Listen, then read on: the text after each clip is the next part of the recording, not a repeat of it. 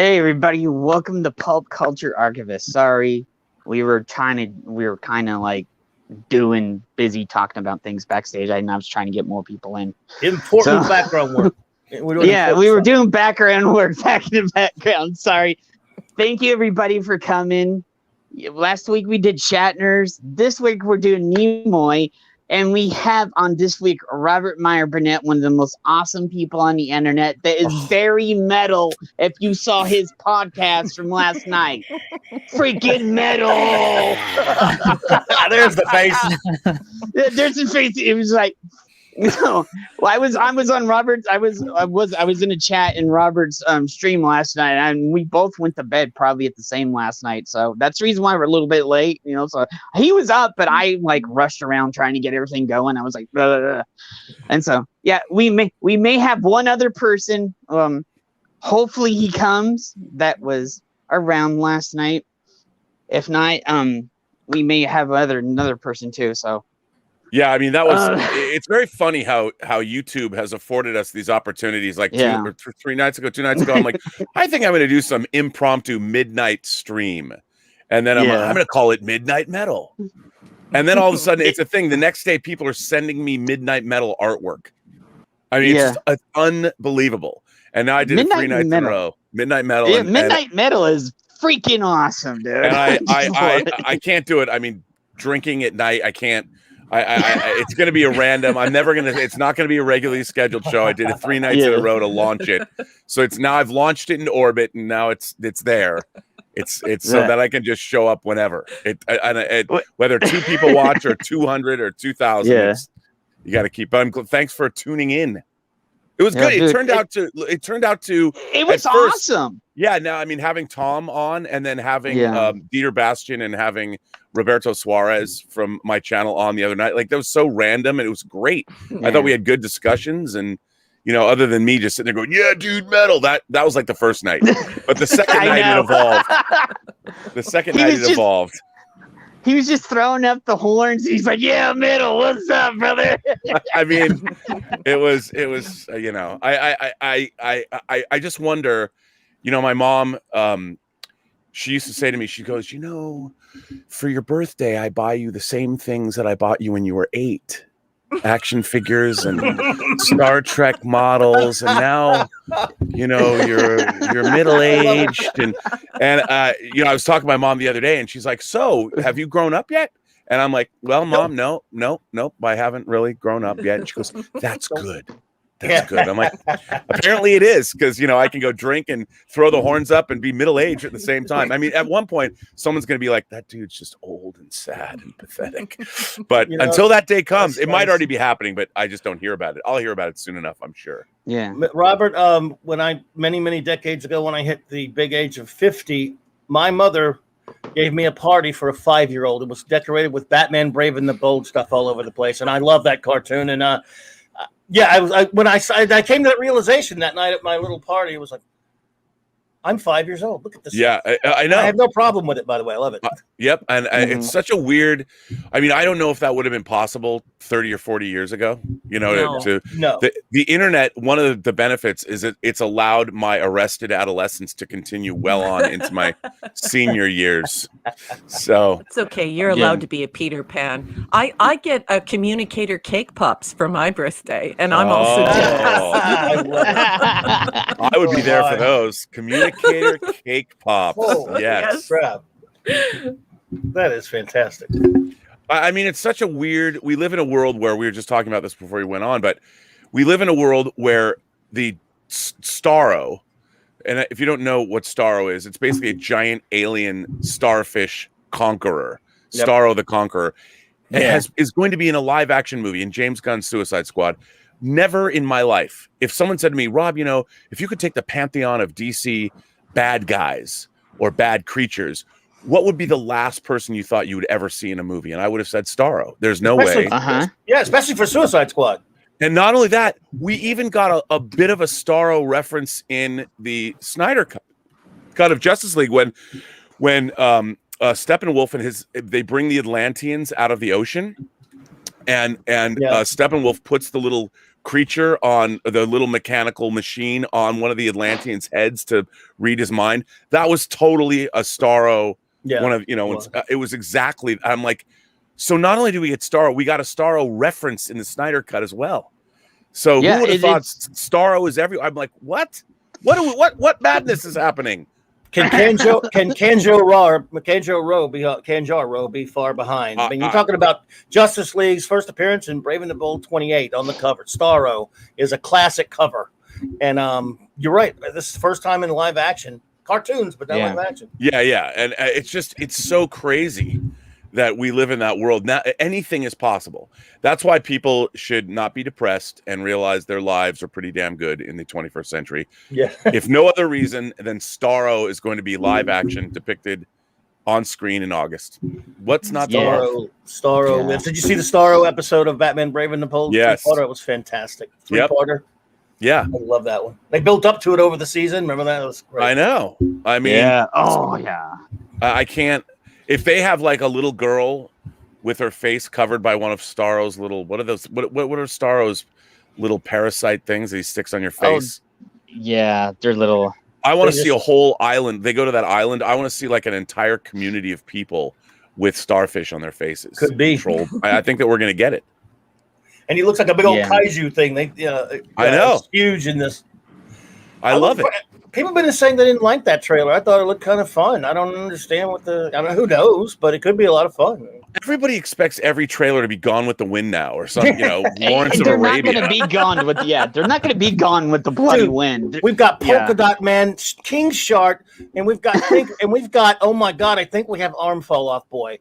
King Shark voiced by Sylvester Stallone. Yes. Holy shit. I lost my shit when I found that out. I was like, oh my God. I think Taika Waititi is the voice of Starro. Yeah, I never thought we would ever see Polka Dot Man in a movie, Who's morose and wants to die. Yeah. God. I mean, how it's amazing. God love James Gunn. I mean, that is just phenomenal. You've got again, Arm Fall Off Boy. And by the way, I never thought Peacemaker would be the first Charlton hero to make it on the big screen, but there you go. How crazy! How crazy is that? It's so weird. I love it. I love it. You're wearing a toilet on your head. If I disappear, I'm trying to text somebody real fast to see if they're coming. If I disappear, I'll pop back in. Okay, so we might let you back in.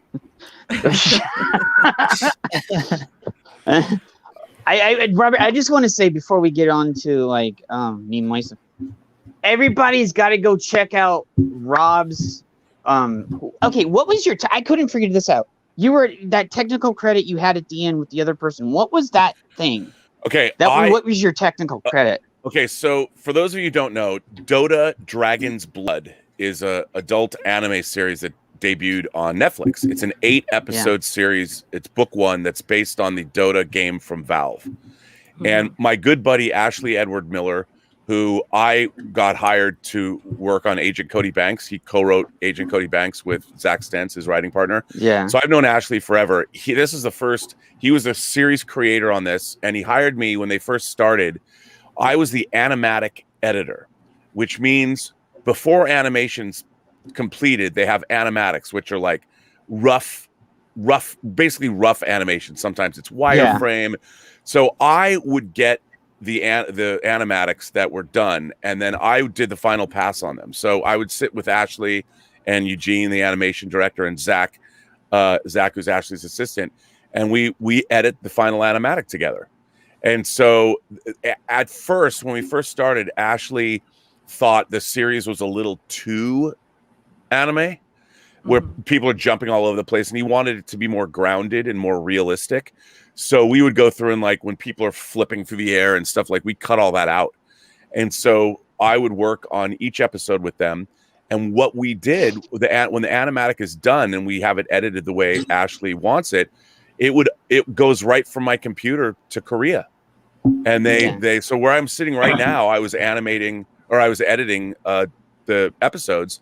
And then they go to Korea, and Studio Mir that does the animation, they animate that final animatic.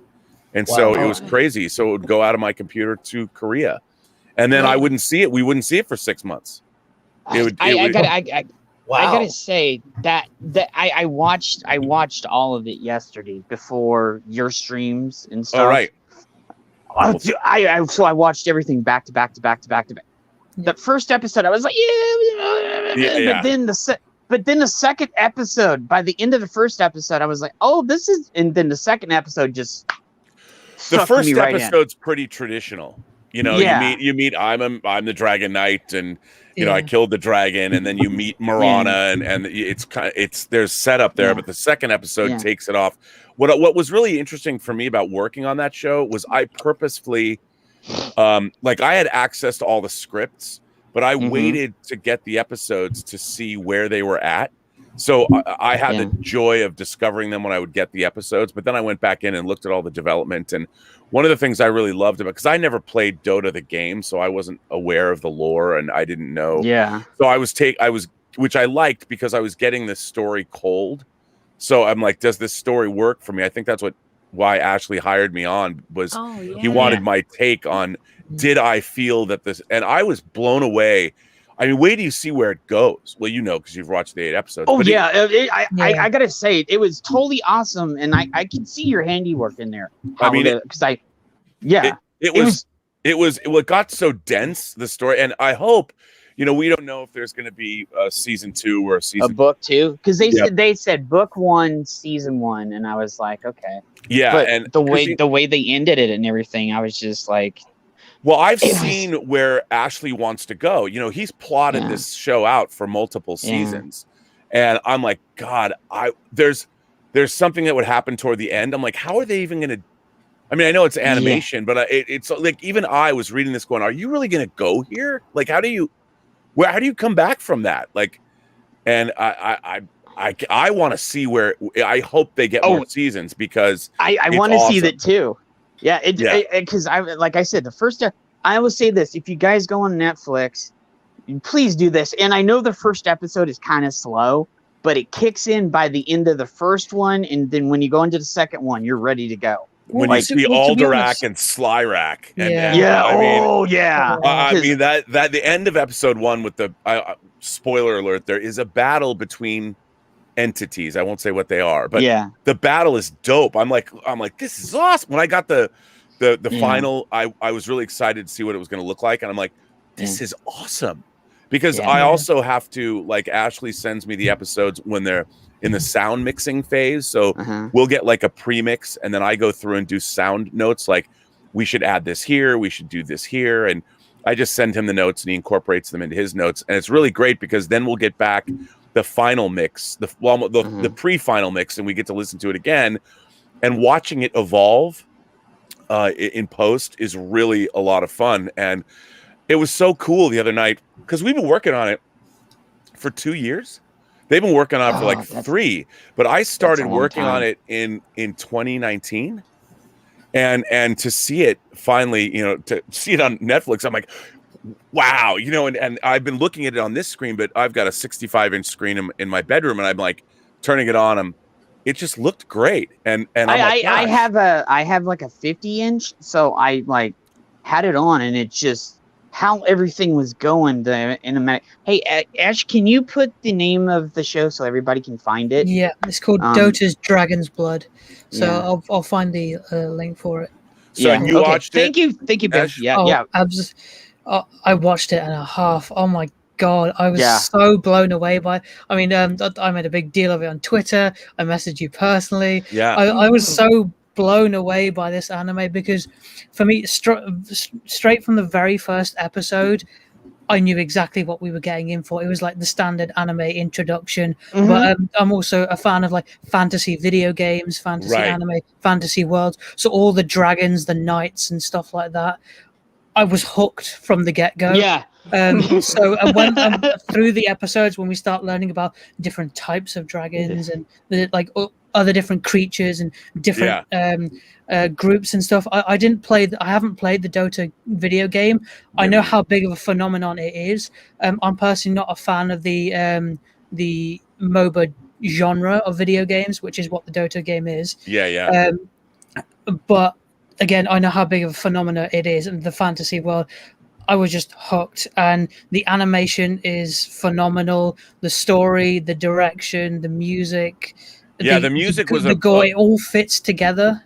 It was a bold choice because the music is a lot more like people are like, I compare it to the Tron Legacy soundtrack that Daft Punk did, and that was a choice that Ashley was like, even Studio Mirror's like, well, aren't you going to go for more of a traditional fantasy like Howard Shore, Lord of the Rings kind of thing? And he's like, no.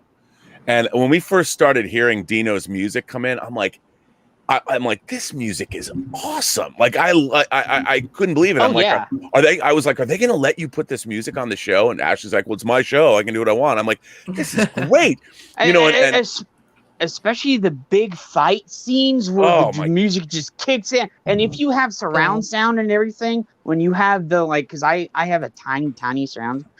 When that music kicks in between the dragon fights and all the other stuff, it's just boom, boom, boom, boom, boom, boom, boom. I was like, this is awesome. Yeah. Like, and I want to get the word out, and that's the reason why I wanted to say this before we get to God rest Leonard's soul, you know. But I wanted to get the word out about this because it's awesome too. Well, thank you. I appreciate that. And you're like in our kind of like in our family now ago. Yeah, absolutely. Yeah, you're in our streaming family circle now. So I wanted to get it out there because Rob, everybody trusts. Rob, a bunch of your fans have materialized in the chat. And before we move on to Leonard Nimoy, I beg your pardon, Jed.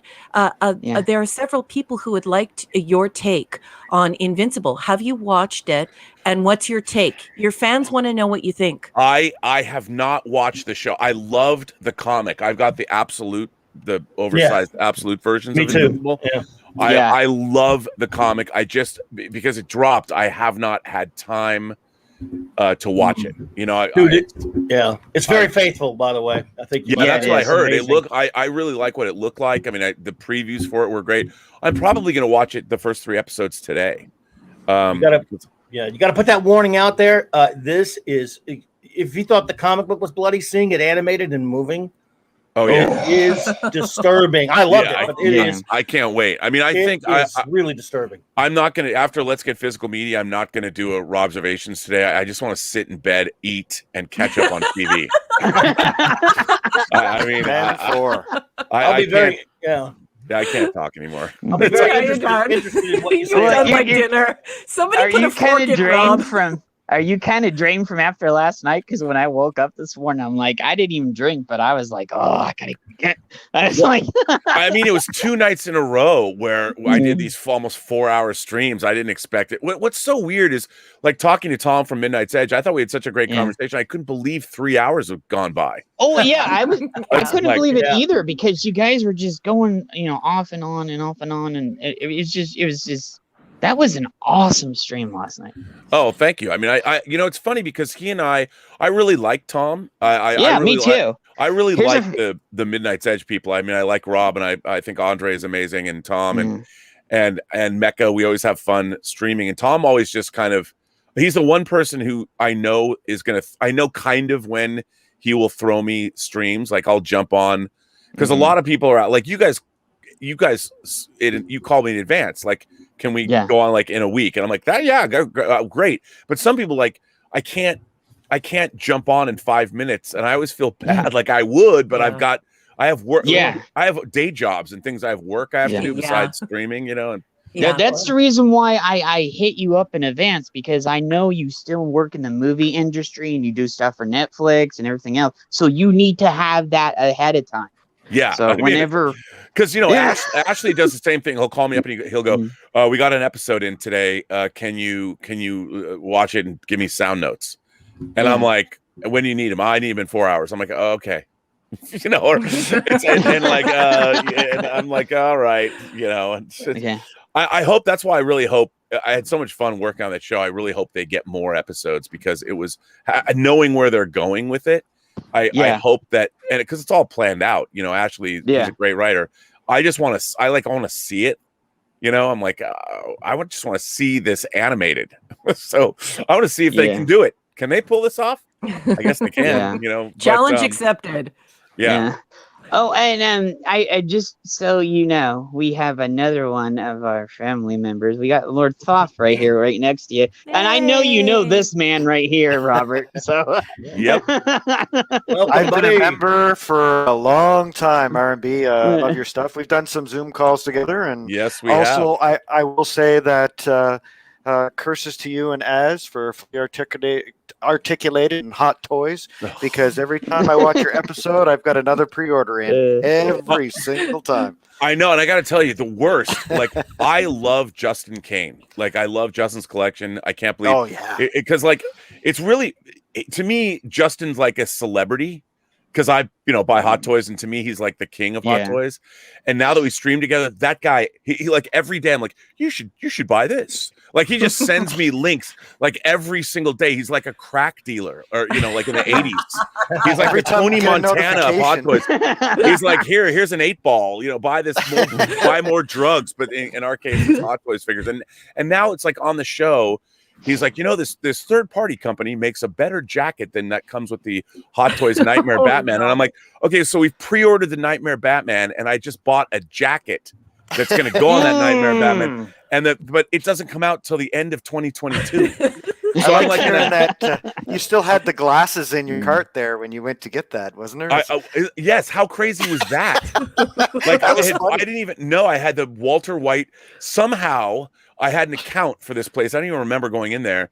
And I had put in my cart Walter White, because I have the Heisenberg, the Walter White figure. But there were metal glasses for that, and I just never paid for them. I'm like, it's insane to me that I'm buying 1/6 scale metal glasses for action figures. That's how around the bend I am. And if this is why you need side hustle. Side hustle is required here just to sustain the toys. Yeah, and I mean, if Elizabeth, anybody out there knows who does the small 1/6 scale chairs, hit R&B up and let him know, because he loves chairs. Well, I'll tell you, I have on pre-order. I ordered it a year ago. A third-party company made Thanos' throne from his ship. Cool. And I mean, I pre-ordered it in May of last year. I'm like, where's my throne? Where is it? Damn. Where's my throne? I got my Thanos right here. He's never too far away from my side. My tired of standing up. Yeah, I know, right? Thanos wants to sit down and he can. He's been standing here for a while, and it's just out of control. But Justin, every day, oh look, you should get this. Come get this. Hey, here's a little bit of meth, Robert. Here, a little bit of meth. 8-ball. Your first one's free. Here. Every time I get a notification always from him, free, Robert. I just dread watching his shows, like Justin's shows. Every time I get a notification, I'm like, oh my God, what am I pre-ordering today? I know. I know. Well, we gotta say, Thanos is metal. Like, Thanos is metal. And you know what's even worse? So I already have two 6 scale, 2 Hot Toys Thanoses already. Yeah. And I have a third one on pre-order. Like, that's a sickness. It's a problem. Have they done a comic book version of Thanos, or is it still movies right now? No. Hot Toys only does, well, that's not, because they do animated versions of stuff, but they only do the movies. But the thing is, like, I was thinking, like, I'll have a Thanos triptych, and when I get that throne, I want to have the Infinity War Thanos, like, sitting there like the Thinker with his head on the gauntlet. Then I've got the armored Thanos I just showed you, and then there's the battle damaged Thanos that comes with the Infinity Gauntlet that's wrecked. So I want to have, like, he's sad Thanos, and then you have thinking Thanos, and then battle, and so do like if the I'm your Thanos girlfriend, one night I just change it to hear no evil, see no evil, speak no evil, man. and watch you react the following morning. You'd be out the door. I'm like, what the hell? Did you touch my Thanoses? Elizabeth's daughter Sophie, I had my Ultron. I was moving stuff around, so there were some figures on the kitchen table, and Ultron has you can move his fingers, and she made Ultron giving his finger, which I just thought was hilarious. I'm like, leave it to a 17-year-old girl to make Thanos flip you off. And I have not changed. Thanos is still making the gesture. I mean, pardon me, Ultron. It's Ultron, not Thanos. Ultron. That's very Ultron, or at least the Spader version. Yeah. Yeah, absolutely. And I love Ultron. I'm a So huge a few Ultron people fan. in the too. chat are asking, do you have any Space 1999 memorabilia? And what have they ever made Eagle? This is what they're Of asking. course he does. Okay, you can't see it, but I okay. can see it. I've seen it like Yeah, several I times. have 3 shelves of Eagles of different sizes. Do you I have hear like that, chat? 23-inch Eagle, and then all the Product Enterprises and 1612 Eagles I have Eagles on pre-order. I have there's an Eagle. I've got 2 unbuilt 22-inch Eagle models. I got Eagles coming out my ears. I love Eagles. That's great. Okay, so chat, that is question answered. He has a plethora of Eagles, a veritable wall of Eagles. Here's another thing. This is another thing. So 1612, this company, it used to be Product Enterprises. They make Gerry Anderson stuff. So if you go to their website, it's the word 16 followed by 12. They have 44-inch. They have studio scale Eagles. They're all sold out. They're like 2,500 pounds, British pounds. Whoa. And I'm like, I don't have one, and it's really the bane of my existence. Like, I don't know how how do I not have a 44-inch Eagle? I mean, even if it took me a year to pay off, it's like, come on, man. And it's funny because Elizabeth, she's like, these look like bugs. Why do you have so many of these? They just look like bugs. And I'm like, they're like Eagles. bugs. They're Eagles. They're like other than the Enterprise. It's the Enterprise refit from Star Trek: The Motion Picture, followed by the Millennium Falcon, followed by Eagle Transporters. In that order, those are the 3. And if you don't see, the thing is, people, if you don't have that attachment to Eagles, because when you're a kid, Eagles were like the greatest thing ever, and apparently they had an endless supply of them because they would blow up every episode, but they still had more. They never ran out of Eagles. Even though resources on the moon were limited. But and now like everything else, another horrible thing about being a geek, being a middle-aged geek, is all the stuff they make, action figures, even omnibuses and absolute, everything is the best it's ever been. So when they make an action figure, it's the best version of that figure ever. Of course, it costs $300. But so I'm like, I want to stop buying stuff because I'll be dead soon, and what's going to happen to it all? But you can't, because it's better than it's ever been. Like you look at these figures, and it's better than the Migos were back in the 70s. I know, so good. The stuff is so good now. It really somebody just did say, does R&B have old Star Trek Meagle toys and other communicators and pagers from the 70s? Okay, here's this is my insane philosophy. When I was a kid in the 70s, I never liked the toys they made. I'm like, why can't this be better? Like when Kenner put out the first TIE fighter for the Star Wars action figures, I'm like, why is it white? And why are the same thing? Why is it not the gray, blue? And and why are the wings too short? And I used to hate the fact that like they had to come with some dumb feature like the TIE fighter. You'd hit the buttons and the wings would pop off, but they would like flop down, and that's supposed to simulate an explosion. I'm like, look, man, I'll just hold it and I can imagine it blows up. I don't need some dumb flop. I want the wings. And I'm like, why doesn't this look like it looks in the movie? Like, how hard is it to make the TIE fighter look correct? Same with the land speeder. I'm like, why is Luke's land speeder too small? Like, can't you make it a little bigger? You know, and they put the spring-loaded wheels in it to simulate floating. I'm like, no, man, I can pick it up and make it float myself. I don't need some dumb. And so all these old toys, like I have no more nostalgia for old toys. I want the best. If I have Darth Vader, I want that quarter scale Hot Toys Vader, because that's the best Vader that I have. That it rules. And I also have the Hot Toys 6-scale Vader. And like, do I want my old Kenner Vader? No, take it off my hands. I'll put that up on eBay. You can have it. I don't need. So I used to have to be honest, I do have a few Mego toys. Like I do have some Star Trek toys, but it's like you can't display them with Hot Toys figures because they just look lame. Like, why do you have these lame toys from the 70s? Like, I don't know. Like, I want the best of the best. The Eagles, like, the eagles now are better. Like the Dinky Eagle that they made the from the British company Dinky. The Dinky Eagle didn't have the right. It was green and blue, and like they weren't green and blue, but they were. The toy was. I'm like, why you gotta play me like that? Why can't you make it look like it looks in the show? Why does it have to be green? Because it's more toyetic for kids. I'm like, that doesn't look right. And I always felt like I was being talked down to by the toy companies, or they were cheaping out. They were really cheaping out. Because I remember I was a kid in the 70s too.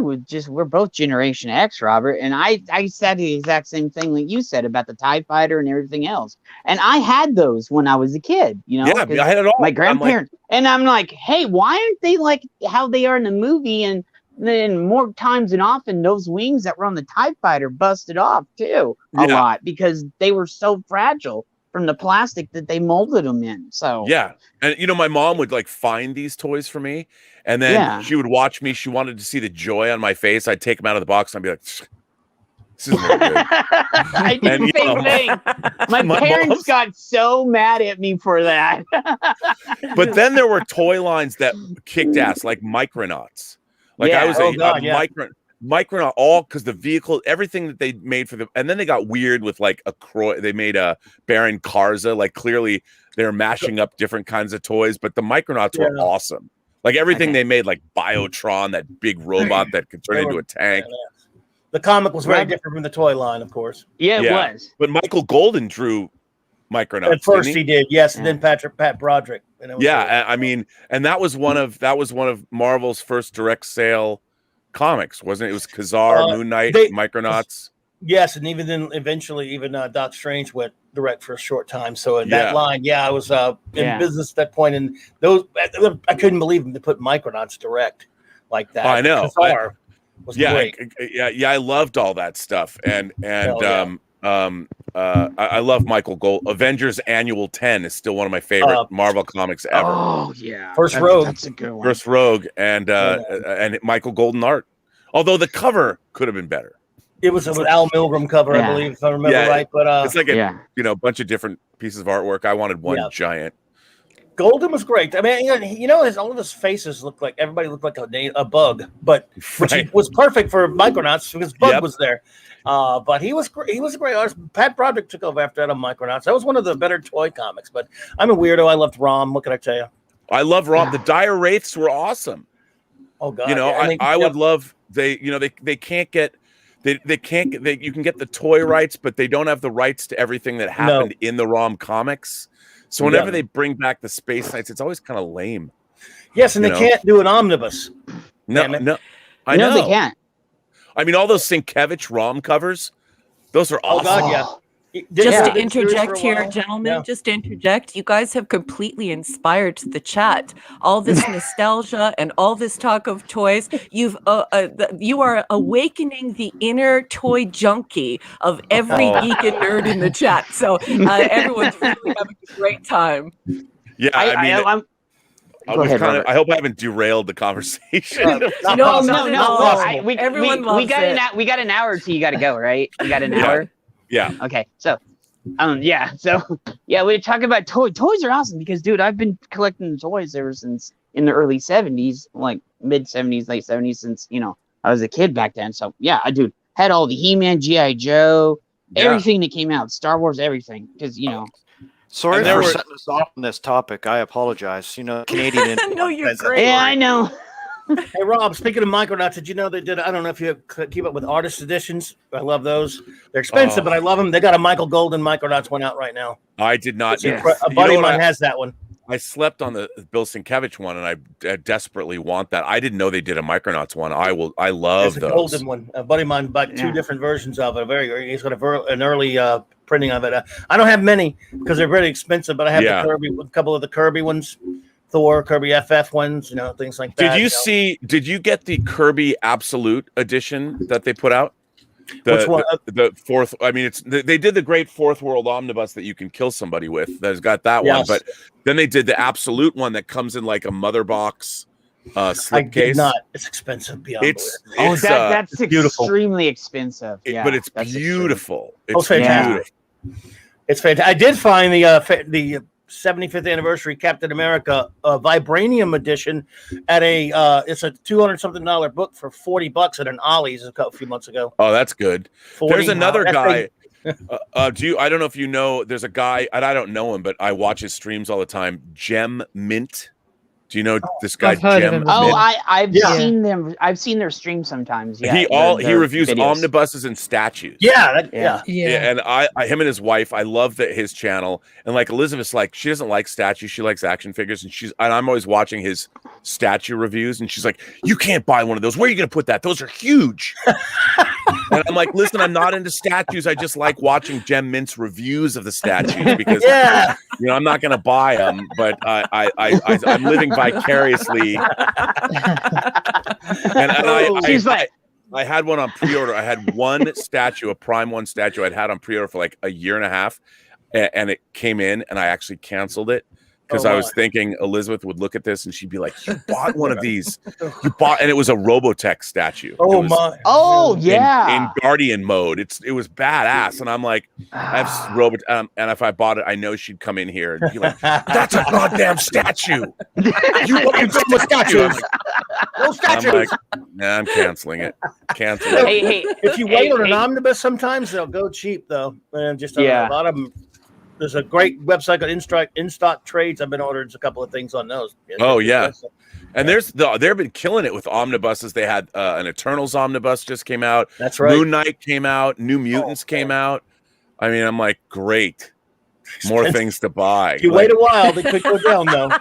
Hey, Robert. Yeah. I wanted to do this is for Ash's behalf, and this is something you did last night on the stream. Can you please show the first cover, the Cineflex, and the last cover? Oh, so Ash can understand what the history there, and then we'll get to Leonard because I wanted to tell Ash about. He was asleep last night, so I was on the stream. One of the greatest things in my life that really inspired me. I have to get was Cinefex magazine. Oh my! And Cinefex magazine was a magazine devoted to the art of visual effects. Yes. This is the first issue. It came out in 1980. I have it. And what was so great about this, this magazine had no ads in it at first, and it only had 2 articles. And this issue was Star Trek: The Motion Picture, obviously, and Alien. And this whole magazine, I mean, the way they would get into, like, here's the making of photos. I mean, this magazine was like, it was an amazing magazine. And unfortunately, partly the pandemic, it folded. It ended. And it's a shame. I just got this in the mail from them.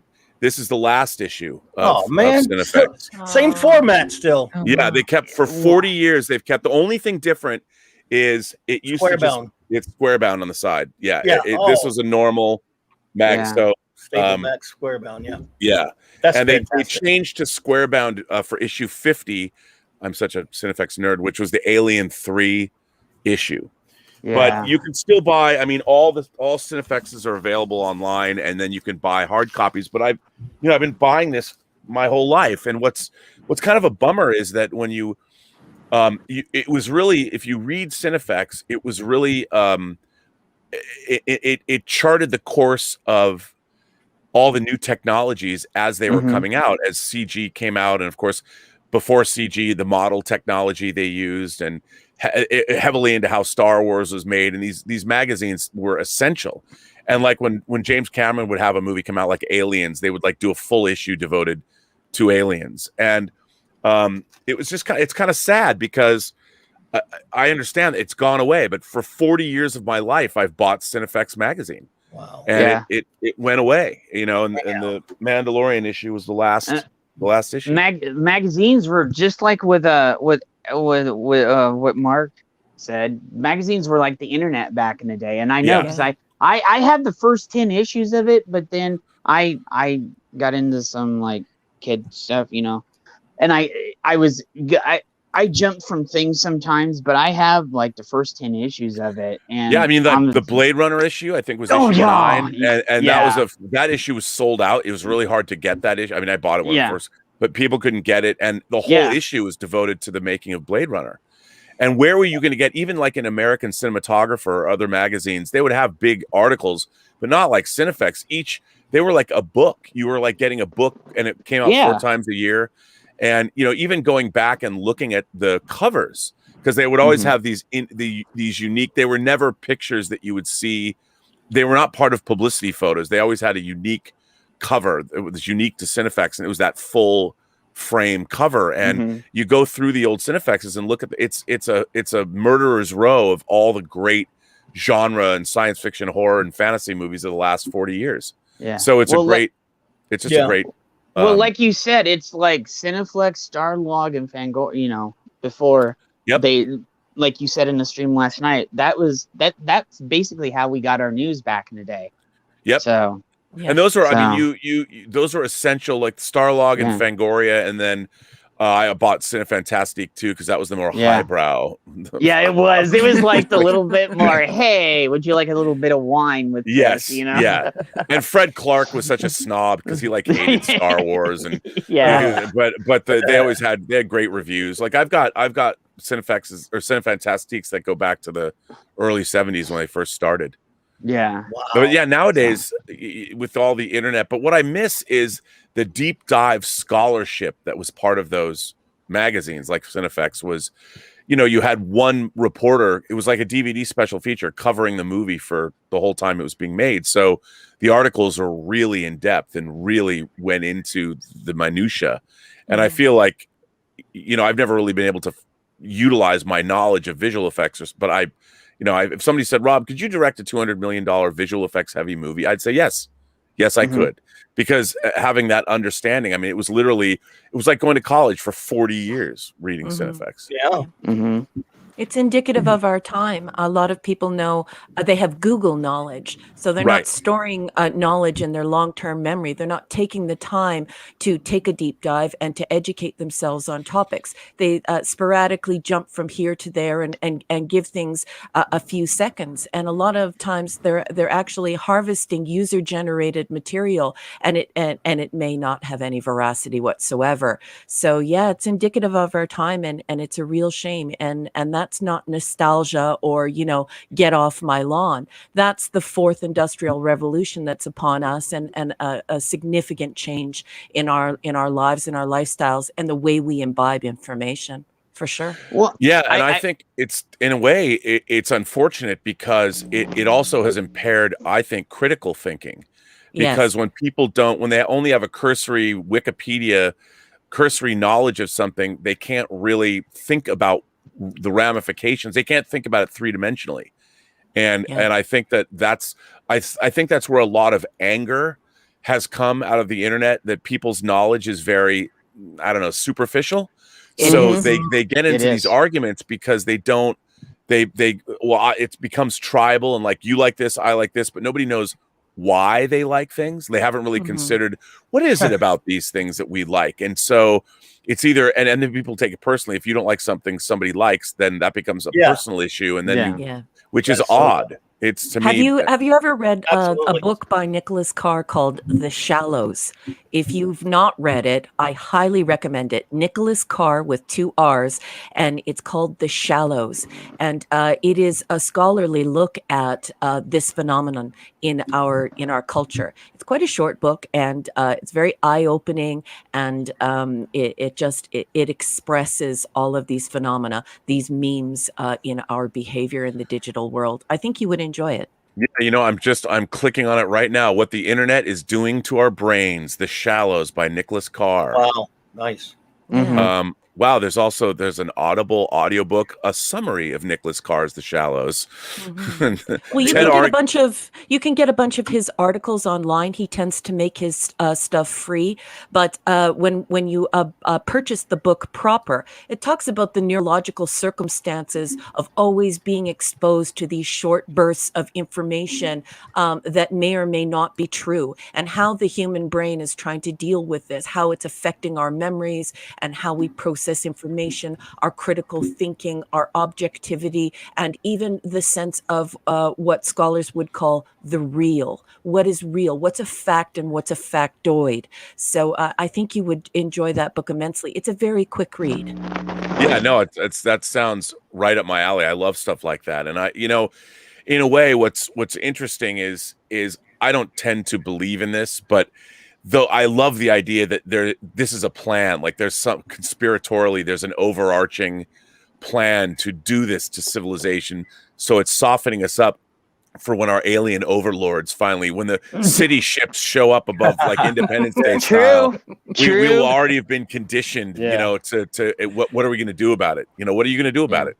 Well, some people would say that's dystopian. I think that's a very utopian outlook on it, Rob, because they may very well be coming here to collect their crop, and we might be dinner. So, yeah, I mean, they're already here. They're already here monitoring. Yeah, there's dystopian, and then there's real dystopian, Rob. Preservers have been here. Yeah, Raquel and Robert, that leads us into Star Trek right there. Never heard of it. So Robert, I was going to say, how many times did you meet Leonard? Did you ever meet Leonard, or did you talk to him, or over the years? I'll tell you the story. I really only met him. Actually, I met him twice, but the first time it was just a cursory meeting. But the time that I really met him, and I'll tell the story again, it was great. So we made a video, Marc Altman and I, after we made Free Enterprise, made a birthday video for William Shatner's 70th birthday 20 years ago. And we wanted Leonard Nimoy to be in it. And Marc knew Leonard from the work because he covered Star Trek as a journalist for a long time. So we went to Leonard Nimoy's house in Bel Air. And it's this beautiful, beautiful house, beautifully landscaped. I mean, a gorgeous house. And you walk in, his wife Susan's a beautiful woman, and everything in his house was both homey, but it was also very elegant and refined. And it was just, he had beautiful art on the wall because he was a photographer himself, and he did a lot of art. And his house was just amazing. And but what was really cool was kind of over to the side, he had a giant framed Zombies of the Stratosphere poster because he was in that movie. So even though as refined and as elegant as he was, because even the way he was dressed, impeccable, just a man of wealth and taste, as the Rolling Stones might say, the fact that he still had a Zombies of the Stratosphere poster on the wall told me everything I needed to know about. He wasn't afraid of that. Like, he loved that. Around all this beautiful art, he could still incorporate a Zombies of the Stratosphere poster, and that in itself was art as well. So he was amazing. And so he agrees to do this, and he's like, so boys, what's your connection to Bill? Why are you making a video for his 70th birthday? And we explained, well, we made this movie called Free Enterprise, and he stars in it. And Nimoy's like, wait a minute, I saw that. He went to Century City and saw Free Enterprise when it opened. He goes, you guys are the ones that made this movie, like William Shatner this, Captain Kirk that. You guys made that movie? And we're like, yes. He's like, oh, really? Well, where was Spock in your movie? Where was Spock? Where was I? Huh? Get out of my house. and at first we're like, he was putting us on, but at first it seemed like he was like genuinely like, where was Spock in your demented bit of cinema? And it was very funny, and he had us going for a while. And we hung out with him, and we were able to film him, and he was just what a wonderful afternoon we spent at his house. And he was fantastic. And it was really interesting because one of the things that they don't tell you in Hollywood is, or when you work in the entertainment business, it doesn't matter. There's always somebody that you're going to be starstruck by. Yeah. But they don't have the same, like Leonard Nimoy did not sit down and watch Star Trek and become a fan and watch episode after episode. It was something he worked on. And like Shatner admitted recently that over this past week, that he's never watched an episode of Star Trek. I actually I believe that. Brent Spiner told me the same thing. We were interviewing him for the Blu-rays for the Next Generation, because why would you? You're in these things. You don't watch them. you go to work, you do them, and then I mean, Brent Spiner played the same character for 7 years. Why would you need to go back and watch, what it seems weird to people, but people don't do that. So Leonard Nimoy and even Shatner will never understand, I don't think truly understand, what it means to have been a fan of Star Trek. Like to internalize the fact that, to me, Star Trek, it's real. Like it happened. It's a real, so you can chart, like if I were to start talking about the history of like, what was it like serving under Captain Pike for 11 years or whatever before, if I were to ever say something like that to Nimoy, he'd think I was out of my mind. Yeah. Like, it's not, but in our imaginations and all our fans, we're fans. For us, it's real. Like I can't tell you how much time I spent growing up thinking about what the ramifications of the Star Trek universe, and then reading novels, and it's a real place. Like if you're a fan of Tolkien, for instance, Middle Earth was real. Like when you read the Silmarillion and you can become a scholar, a Tolkien scholar, where all that's real. Like, you listen to Stephen Colbert talk about Tolkien. He can recite all the people, the places, the eras, the thousands. It's all real. And the people that make this stuff, they understand that, but they don't really internalize it. Yeah. So they've made these things, but they're never going to love these things the way that you love these things. Mm-hmm. And so they're actors, because they couldn't, because even if you showed them something, they're like, oh, I remember that day, it was really hot, or the air conditioner broke down, or I was in the makeup chair for 8 hours. Yeah, craft services was terrible. Yeah, they can never. And it's funny. I learned this lesson. The first movie I ever worked on was Leatherface, Texas Chainsaw Massacre 3. And in that movie, this actor, Ken Foray, was one of the cast. And he was in George Romero's Dawn of the Dead. And Dawn of the Dead is one of my favorite movies. I've probably seen it 100 times. I can recite the movie backward and forward if I have to. So I had never really met an actor before at this point in my life. I was 22. I'd never met an actor like outside of a convention. I'd never worked with somebody where I could really sit down and talk to them.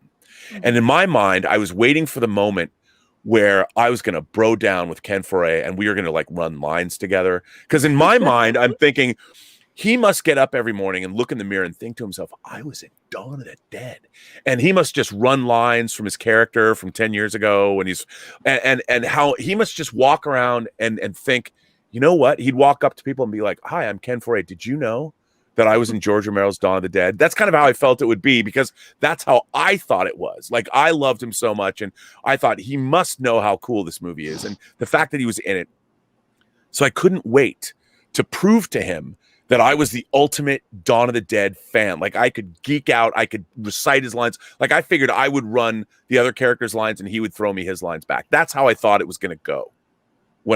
So one day at lunch, I'm sitting there, and he sits down right next to me to eat lunch. We were outside at this farmhouse set, and he's sitting right next to me, and I'm on the set, so clearly I'm not a crazy person.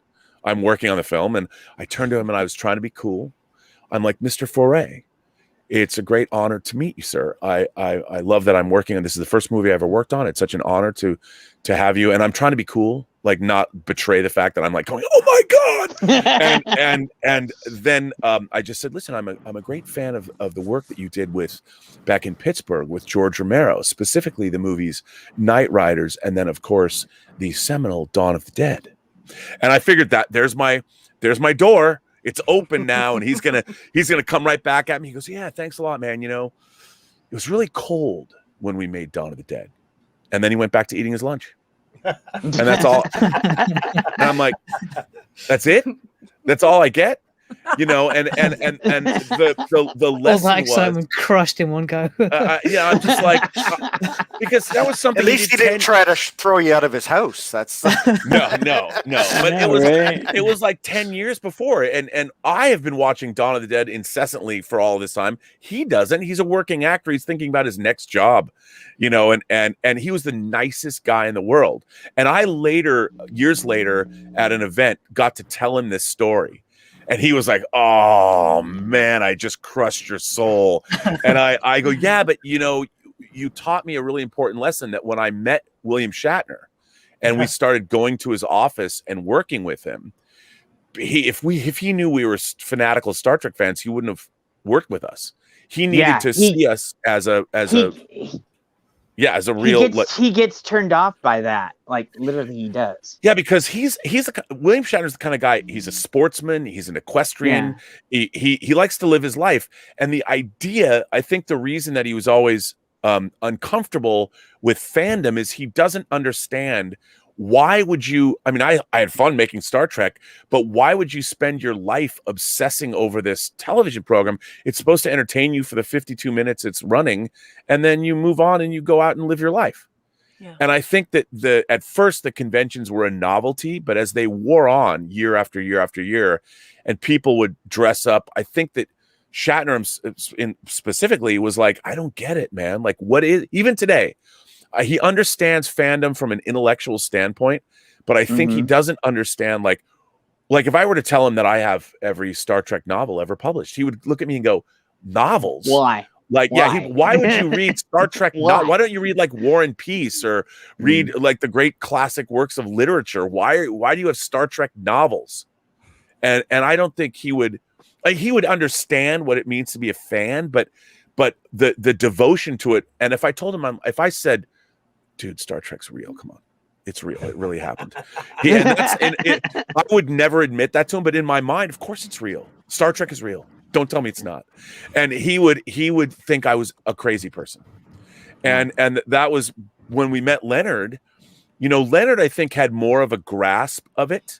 He did. More of a grasp of because I think he kind of understood it more from that perspective. Like, because he wrote that book, I Am Not Spock, and I think he understood the devotion, the kind of character Spock was, and why people wrote him these fan letters, and what Spock meant to women, for instance. They lusted after the Spock character. So he had more of a grasp on that, where Shatner was more, Nimoy really was more professorial.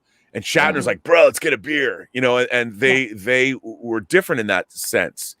And I think that, you know, and that was the difference in their personalities. But if you look at Shatner now, I mean, he's out there promoting his new film, Senior Moment. The guy's 90 years old and he's sharp as a tack. You know, he's out, and Leonard's not, unfortunately, no longer with us. And it was, when he died, it's been 6 years now? It was 6 years since he died? I think it's been 6-7 years. 2015. It really hit me hard. Yeah. It really hit because you know, he always existed in my life. Yeah, and he died February 27th, 2015. Yeah.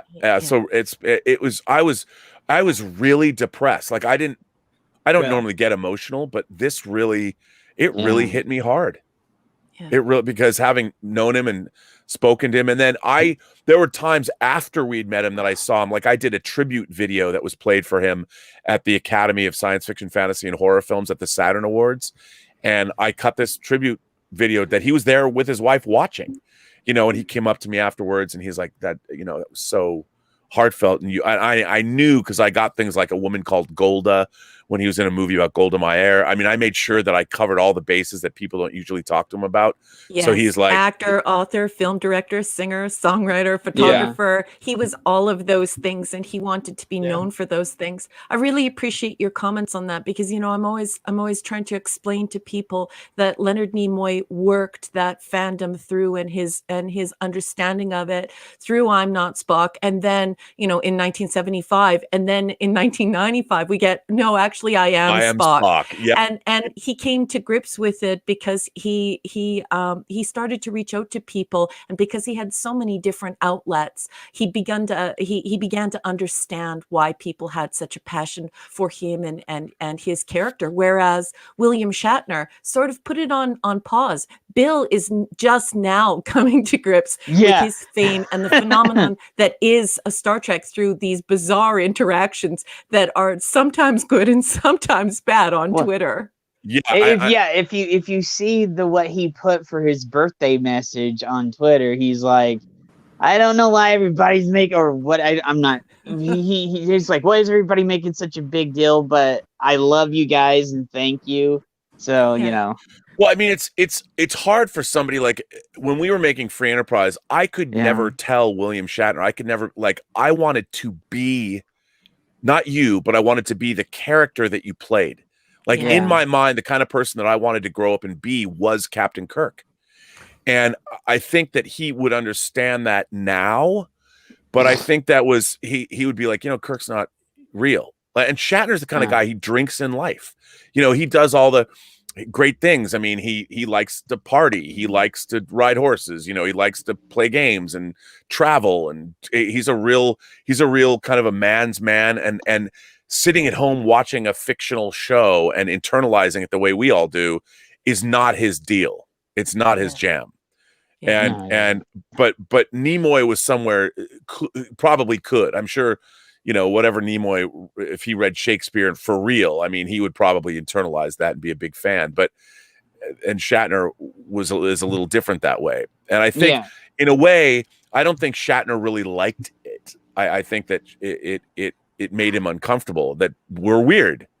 Yeah. And Robert, Shatner doesn't want to be around weird people. He wants to get. He wants to be also didn't get any royalties for it, and I think that he is very tired of that oceanic tide, that terrible and awful and strong tide that continually comes to shore. That his entire existence is based on the Kirk character. When meanwhile the guy didn't even get royalties from it and was living in his car. He had to build up his life by marketing himself as an actor, as a spokesperson, and he had all these things that he was passionate about. And so he is the maker of his own little universe, and he really struggled. It's not like he came along and Star Trek handed him a gold star and he got to sail across the heaven for the rest of his life. And so I think that that lack of knowledge in the fandom or that assumption in the fandom is sometimes hurtful to somebody who has worked very hard on his career. I totally, and look at how he's reinvented himself. It's a very astute observation you made, because in the 80s he had TJ Hooker, which is great. You're on a series that runs long, and then all the way Rescue 911 and the movies that he did. I mean, he was never considered, in a way. Shatner always had. I think William Shatner is actually a great actor. I think he's classically trained, but because Star Trek would require him to do over the top things, but if you look at him, like the character of Denny Crane that he created in The Practice and took over to Boston Legal, that kind of comedy and what he did in Free Enterprise too, is you have to be a good actor to pull that kind of stuff off. And there's the Shatner as Shatner. People make fun of the way he acts. So he's got more the idea that Shatner's hammy, or the way he talks like this, that's an affectation of pop culture. But it's also the fact that his mother was an elocutionist. And I think that people also overplay this campiness and mistake it for an onstage quality. When your mother is an elocutionist and you've watched a lot of stage and you've been present for stage and it's not celluloid, you can develop a very stage-like quality to your presence on celluloid. So we see this in the portrayal of Avery Brooks. He struggled as well to remove that in stage, on stage, the audience is present, and make it for film. So I think that people should appreciate that on stage quality. I love the opera, love the ballet, love theater, musical theater, and it's just when I see him do that, I sort of feel like I'm in the audience and he's on stage. So I appreciate it on a different level. So love your comments, Rob. I think that in Leonard Nimoy's case as well here, that after Star Trek, he participated in a small little TV show called Mission Impossible that I love. I know, right? and I think that he had to do the same thing that William Shatner did. He had to re-energize his career by doing something different. Now, the character actually wasn't that much different than Spock. Obviously, it's a different character. It's more fiction versus science fiction. But I think that there's a lot of similarities in the characters, but also a lot of differences too, and it really kind of showed his range. Then he did some other things too, like Columbo. I love his appearance in Columbo, because I love Columbo. That's one of those series growing up in the 70s like I did. that's one of those things whereby I love the show, and then I'd see him pop on. I'm like, oh my God, that's Leonard Nimoy. Yeah. So, But Lord, we can't forget in one of the most awesome shows he did was In Search of. In Search of, Yeah. too, and Star Trek the Yeah. Animated Series. Yeah. There's a whole bunch of stuff Yeah, about absolutely. Yeah. that. Yeah. Yeah. Robert, I what mean- you said about fans walking up to people kind of gets me in line from a certain movie you may be familiar with. When someone says, from all around the world, as far off as the Caspian Sea, people have been running up the building acting like idiots. Why must you be one of them? Because I now don't know who wrote that. it's my turn. It's my turn. It's my turn. I love it. I mean, respect is space. I do respect his space. It's the final frontier. But here- I can't believe I'm great. quoting myself back to. Oh, my But- fault. Sorry, No, Dolph, but by the way. I'm actually That really was proud of quote that. inception right there, Robert. Well, it You do reflects know that. all of us. It truly reflects all of us because we all want to give him his space, but it's William Shatner. It's Shatner! It's the same Yeah. thing for Leonard Nimoy too. You could like transpose the two actors too. Like I would be just such an awe of him, and I'm an alpha male. I'm a type A, and I'll tell you what, I would go right up to anybody, but I would hesitate going up to these two gentlemen because they're just legends. They're gods to me. They're both Yep. very approachable. I met Bill a few years ago. He is. He's at Canadian. at a VIP event. And so it was quite nice. But when I walked over to him, I just said, I just love all of your work. I really appreciate everything that you have created, and you're a master creator. You've done a lovely job. I just absolutely love your career. And when I walked away, one of his handlers said, "That's the first time he smiled today." So he had a big old grin on his face. Nice. And he was just a sweetheart of a man. And just treat him like a normal person. And as far as Leonard Nimoy goes, oh my goodness. What a dashing, charming man who just threw his arm around my waist when I met him at another VIP event that my family paid for me to go to. And he was just charming, intelligent, gentle, articulate, a perfect gentleman. I met him on his photography tour and was just Like when he's doing delighted. Shakina, the book. When he was doing Secret Selves. Okay. Yeah. So, and just both guys are just wonderful, wonderful men, and just treat them like normal people because they are normal people. Oh, Shatner's a huge sports fan. He has Yeah, a he Super is. Bowl party every year, and that's they want to be normal. But I have to say, even though I've worked in the entertainment business, you don't get over when you meet certain people that are in movies that you love. You don't get over it. It never goes away. Like, even I've worked with, whenever I see William Shatner, if I see him in the flesh or whatever, I still sit there and I'm like, it's William Shatner. Like, I'm never, I don't know if I told this story. I've told this story before, but Marc Altman and I were in his office going over the script for Free Enterprise, like all of his dialogue. And one moment, his secretary comes in and says, Ricardo Montalban's on the phone. And he was not well. He was, and Shatner picks up the phone. He's like, "Hello." He's playing up for us. He goes, "Hello, Ricardo," and I'm sorry you don't feel well. And then Marc and I are watching him talking to Ricardo Montalban, and we're like, it's just like in the movie. He's not really here. They only talk across the view screen, and now but they're on the phone. Like, if Shatner knew that we were like giggling little schoolgirls hanging on the fact that just randomly Khan called Kirk while we were in the room, he would have said, "Get out of my office." And you're waiting for him to go, "Call!" But wait for him to go, Ricardo. Yeah. And he could never know. He could never know that we were.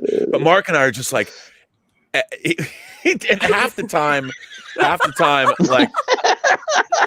There was another time. This is when we're in that bookstore scene when they're meeting Shatner, and Eric McCormick wanted to have a line from something that Shatner had said, something from a speech, and I was saying, well, and we had to make sure Shatner did not hear us able to quote Star Trek episodes. Or because we didn't want him to ever know like how much you'd think he would know, but he didn't. And I was talking about, there's this great moment in the Gamesters of Triskelion where where Kirk's talking to Shauna and pointing up to the sky, and McCormick's like, "Who's Shauna?" Well, it's this actress Angelique Pettyjohn, and she was in still. McCormick's like, "I guess," and then somehow Shatner had overheard this, and he walks over. He walks over and he goes, "Angelique Pettyjohn." Oh, yeah. And he's just nodding and winks, and he walks away. And I'm like, oh yeah, that's a coincidence, poor Raquel. lady. Poor lady. She has such a sad story, and I'm so proud. I do have to say, I am very proud of the way that the nerddom and the Trekkiedom responded to her and tried to rally behind her and get her at cons so that she could get out of the business she was in. And she was in a bad way for a while there, and the poor lady died of cancer. But I do have to say that is one time when the fanaticism within Trekdom was needed. And I am so proud of the way that Trekkies behaved towards her. It was just absolutely great, because what a tragic story. Yeah, but I want to say though, I didn't mean to infer that Shatner. He was clearly remembering her from when they were doing that episode. Absolutely. And I'm like, I bet they went out after that day shooting was finished. Robert, Clobberin Times was about to say something there. Did you go ahead, Clobby? What were you going to say? What? Oh no, I was just saying it was the a coincidence. We were just reviewing games for Triskelion last night, and everyone was definitely reviewing Angelique, of course. That was the first episode I ever remember watching is Gamesters of Triskelion. It's back in the 70s with my uncle who's passed away, and it's one of those memories. I know that Raquel mentioned last night. It's one of those episodes that always comes back to you, that you always remember, like, I bid 400 quatlus, and it's just and it's just the actors and the story, and it's one of those. It may not fit in the top 3 or the top 5 of all time, but it's one that was amazingly memorable, and I always remember it as the first. Yeah, I love that episode because it's a weird science fiction concept that these just brain entities are stealing people from around the galaxy and making them fight in gladiatorial combat for their pleasure. Yeah. Isn't that awesome? It's awesome. And then you've got the great matte painting that's behind Shatner when he's addressing them, and he's without his shirt on, and he's got his collar on, and he's talking to them, and shirtless Kirk. It's like Janus 6. Yeah, it does. Yes. It's the Janus 6 matte painting, and it's so great. It was an episode that I always liked. Like some episodes when I was a kid, the empath would come on. I'm like, or Spectre of the Gun would come on, but now those are episodes that I like in my adulthood. Like I love the empath and I like Spectre of the Gun, but when I was a kid, I didn't. The empath was actually banned, and because of the area of Canada I'm in, and also it was also banned in the UK. We didn't get to see the empath until later. So really, because of the torture in it or something. Yeah. Yes, that's exactly why. Because of what they did to McCoy and all the others. So the standards. It's one of the banned episodes. So when I got to see that, I was pretty blown away by what I saw. So it wasn't humdrum for me. I was like, I want to watch it. Why won't they let us watch it? But that's an episode that DeForest Kelley really shined. That's one of his better episodes. Sacrificing everything for his friends. That really cemented how much they love and care for each other and are loyal to each other. That what he did was just that ultimate sacrifice for Spock and for Kirk. And I agree with the R&B. Like when I first saw it as a kid, I'm like, ew, this episode. But later on in life, I watched it and I truly appreciated the acting that went into that. Yep. Yeah. And yeah, no, it was working with Shatner. He's still God. But it was such a weird, like we did things like the scene in the club, the Garden of Eden, where he's trying to pick up Deborah Van Valkenburg, and he's giving the speech that he gave in Conscience of the King. Worlds may change, galaxies disintegrate, but a woman always remains. He's telling that to Lenora Caridian in the observation deck, above the shuttle bay. And when we had him, we just ripped off that speech and had him say it. We were sitting behind the cameras just giggling because he doesn't know that he's saying words from Why would he? Like we have him actually saying things from a script from 40 years ago, you know, at the time, and we just like, and Mark and I like, I can't believe we've got away with this. Because like if you were to ask him, could you recite? He wouldn't do that. No. Like, could you recite your speech? He'd look at you like you were out of your mind. But in this case, we're actually paying him to be there. I used to think we should have just written in our favorite Star Trek speeches and made him say them on camera. Just to have him saying that. That would be fantastic. Oh crap! I love it. Yeah, I'm reminded of that scene when he says, "You know, you can call me Bill. My friends call me Bill." And when I know it was Rafer, but it was you. I know it was you saying, "You mean like Leonard?" Yeah, that was totally real. Like that's the kind of stuff. And half the time when we talked to him on the phone, he would say stuff that we would put in the script that we would, you know, and it's a real shame because ultimately our conception for Free Enterprise 2 that we were going to make in 2010, we were 2 days away from shooting it. But the original script, we could not, I don't know what happened between Leonard and Bill. You know, they had a schism in their relationship. And I don't quite know what happened, but we went to Leonard. He turned us down like 4 times and he just didn't want to do it. But in the scene, the opening scene of Free Enterprise, you actually see Marc and Rob when they meet for the first time in college. And the scene was it was at a party. And the scene was Rob is in the back room making out with this girl. Like it's going to go all the way. And the camera would have started where you'd see Rob and this girl, this hot blonde, like making out, and it looks like Rob is a total Lothario that knows exactly what he's doing. And the camera's going, and he's like, you know, taking her underwear off with his teeth and stuff. And the camera would have pushed up and over, and when it got up and you're looking down on their naked bodies, you would see that William Shatner is standing right next to Rob, and Shatner's like, okay. Put your hand right on her breast. and it's so Shatner's the imaginary friend that is schooling Rob and how to make love to this woman. And then outside, the Marc character, the Eric McCormick character, is in an argument about what's better, Star Trek or Star Wars.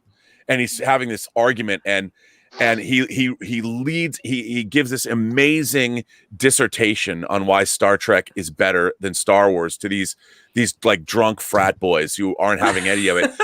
and you realize that it's Leonard Nimoy standing right behind Eric McCormick telling him what to say.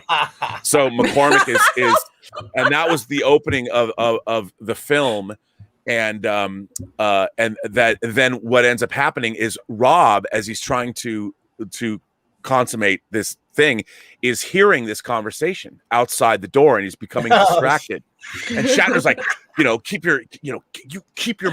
have your photon torpedo ready to go. You need to not be distracted. And Shatner is just saying this, and the Rob character is hearing this conversation, is hearing what this impassioned speech that McCormick is giving, and finally Rob is like, I gotta go meet this guy. And in the middle of making out with this girl, he gets up, he grabs like a towel and he goes out into the party, and he's just got a towel wrapped around him. And then McCormick finishes the speech, and Rob is like, that was amazing. You know, who are you? What is your name? And the guys go off, and then Rob leaves in the towel with Marc. They take off. And then the end of the scene was that imaginary Shatner comes out of the bedroom just shaking his head, disgusted that Rob would leave. And then Leonard Nimoy is standing there, and Leonard Nimoy says to Shatner, he says, I can't even be someone's imaginary friend without you showing up as someone else's imaginary friend. What is this? And that was going to be the opening scene of Free Enterprise 2. Oh my God, that's fantastic. But we couldn't get him to be in it, unfortunately. That would have been great. Never were. What are you going to do? So there you go. There's a little Free Enterprise 2 for you. That's fantastic. But that's enough to make you have a little nerd sigh. You just, Oh. So sad. I mean, it would have been. I just wanted to see Nimoy say, "I can't even be someone's imaginary friend without you showing up to take the credit and glory." You know, That's fantastic. So- That would be a great shot at Shatner too. What you just said there, without you stealing all the glory. Yeah, Right. And Shatner would. He loves that shit. He's like, yeah. You know, when we were really worried. There's a line in Free. I can't believe I'm turning this into a Shatner Free Enterprise thing. But when he read the line when Eric McCormick says to him at the party scene, "Well, she couldn't hate you any more than your co-stars do." I love it. And, you know, we were like, when we were going up, because we're in his office going over the lines, and he's reading all these lines, and he gets to that line, and he goes, "I love this line. This is a great line." so I'm like, all right, you know, he gets it. It's like, okay, he couldn't wait. I'm pretty sure he was a dick to his co-stars. As much as we hear all these stories and stuff, and it's never really truly substantiated, it doesn't surprise me at all. Like he is who he is. Yeah, but you know, I mean, if you think about it, when they were making Star Trek, it was contrary to popular belief, a very expensive show to make. Yeah, it was. And yeah, it never won in its. They didn't do demographics back then, so they wouldn't understand that the very people that they'd want to reach, that advertisers would want to reach most, were the people watching Star Trek. But so because it was not a #1 show and Shatner was the lead, he was never in a position where his show was a great success while it was on the air. So he never had the respect he probably deserved. And, you know, let's face it, as much as I love George Takei and Walter Koenig and Nichelle Nichols, they were secondary characters. The stars of the show were Shatner, Nimoy, and DeForest Kelley. Yeah, they were. And there was no equality there. And Shatner never, like, Star Trek was a failed, you know, without B. Joe Trimble and the letter writing campaign, it would have failed. It wouldn't have been a season 3. And it would have been thrown onto the scrap heap of history, and it probably wouldn't have gone anywhere. And Shatner would have been forced to, you know, probably play second fiddle on other TV shows. So it's hard because when he would be blamed. And whether he blamed himself or whether the network blamed him or other people blamed him, like, why isn't the show performing? Obviously, it's a great show and it's endured the test of time. But at the time it was made, I bet Shatner went home from work every day going, "Why we're doing great work? Why don't people love this show more?" You know, or why am I in this goofy sci-fi show? I would never watch this show. What's the Mugatu? What? It's an ape with a horn on its head. No one's gonna watch this. You know, I mean. A Canutu woman? Nah. I mean, I can only imagine. Your fandom is just great, and your respect is just great, Rob. But there were times when he was pretty abrasive. The one thing that has always upset me, although I don't want to turn the show into let's level our grievances, but you know, I always took a particular exception to his behavior towards the death of Dee's dog, and the fact that he turned that into his shtick at conventions. Yeah, because it was pretty darn heartless, and of course, Dee started that big rescue organization, North Shore, I believe it's called in the United States, and so just to see him behaving badly and sort of wickedly and enjoying his wickedness at the conventions, it wasn't pleasant. But I love him.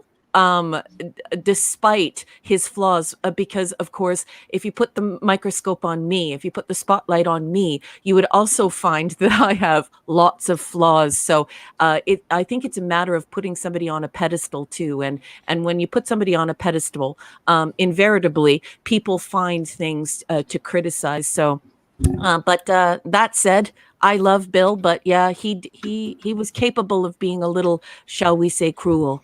And that's unfortunate, but that's the nature of being a human being. And I think a lot of that went because I think in a way he might have resented like having to go to these conventions. Like in a way, he kind of got forced into it because if he didn't, people are going to say, well, don't you care about the fans of your show? And he's like, I don't even understand why there's fans of my show. Like, what are they dressed up for? Like, why do I have to go to this weird I mean, I can only imagine, because he's, knowing him, being that he's a sporting, normal guy. I mean, it's kind of like, it's kind of like Rick Berman in a way. Like Rick Berman, he produced Star Trek for 18 years, 25 seasons. But Rick Berman was also this very cultured, well-traveled. He also likes beautiful things. And until I met him, and I didn't really get this, but he inherits this thing, this show. He's like, I don't want to do it. I mean, I'll do it because it's a job. And then he winds up doing it for 25 seasons and 18 years, and it made him a very wealthy man. But I think at the end of the day, he's like, I really wish I could have made like Lawrence of Arabia or something that I feel that the world needs. I mean, he understands Star Trek is great and all that, but people think it's, and a lot of people think it's just a crazy science fiction show. Like, well, I would rather have done something like The Godfather, which I understand. I mean, people want to leave a legacy, and yet he gets stuck. And suddenly Rick Berman's in battle when the internet first arose. You're on AOL chat groups, and everyone's like, I hate Rick Berman. He's ruining Star Trek. I mean, I would take Rick Berman over Kurtzman. But you got to take your chances, and you can't look at your craft as having something that's beneath you, because if you have true craft, what you make is imparting your talent, and so you have to take your chances. If you don't take your chances, you can wind up like, I hate to say this because it's rather rude to say, so please forgive me, but you wind up Denise Crosby. So you also have to pay your dues in the business, and sometimes that's like Marina, unfortunately, doing some skin flicks, or it's Denise Crosby who says, I don't want to spend the rest of my life saying I captain, and she walked away, and then nothing came out of it. So you got to take your chances in life, and she did come crawling back, though, including community theater. I think sometimes, we have to respect that there are a heck of a lot of people in this world with immense talent, and they will never be known, and they will never know fame. So it's very important for us to treat the people who we meet in the industry as the next 1%, although they will never be known as that. Yeah, we never know what we have until it's gone. Yeah. No, you're absolutely right about that. And I think one of the lessons, I mean, if you go through, Shatner and Nimoy in particular are, I think, unique as far as pop culture figures, because Star Trek, it wasn't just like, if you're Lucille Ball and you're known for I Love Lucy, and of course she did save Star Trek, but if you think about it, like, everyone likes I Love Lucy, and you watch it, and everyone might have a favorite episode or something, like The Honeymooners, these old shows. But Star Trek became something more than that. Like, Star Trek has inspired generations of people to go in and become engineers or work in computer science. And you look at an iPad, it's like, well, that was from Next Generation, and sure was. All of these things. Star Trek is really this iconic. It goes beyond simply pop culture entertainment, and it's permeated the soul of our society. Yes. And at the heart of that was Shatner and Nimoy and DeForest Kelley. I mean, obviously DeForest Kelley left us too soon, but the character of Spock and the character of Kirk, if you look at those characters in a way, I mean, and I hate to say this because you're Canadian, but it's sort of, they're uniquely American in the sense, I mean, they belong to everybody, but the American spirit and what the Camelot sense of what America could be after the Kennedy administration and the promise of the Kennedy White House, and Kirk and Spock, you can be analytical. Spock was all of the engineers and the scientists that made it possible for us to land on the moon. Yes. And then Shatner was the captain of that ship that was going to land on the moon.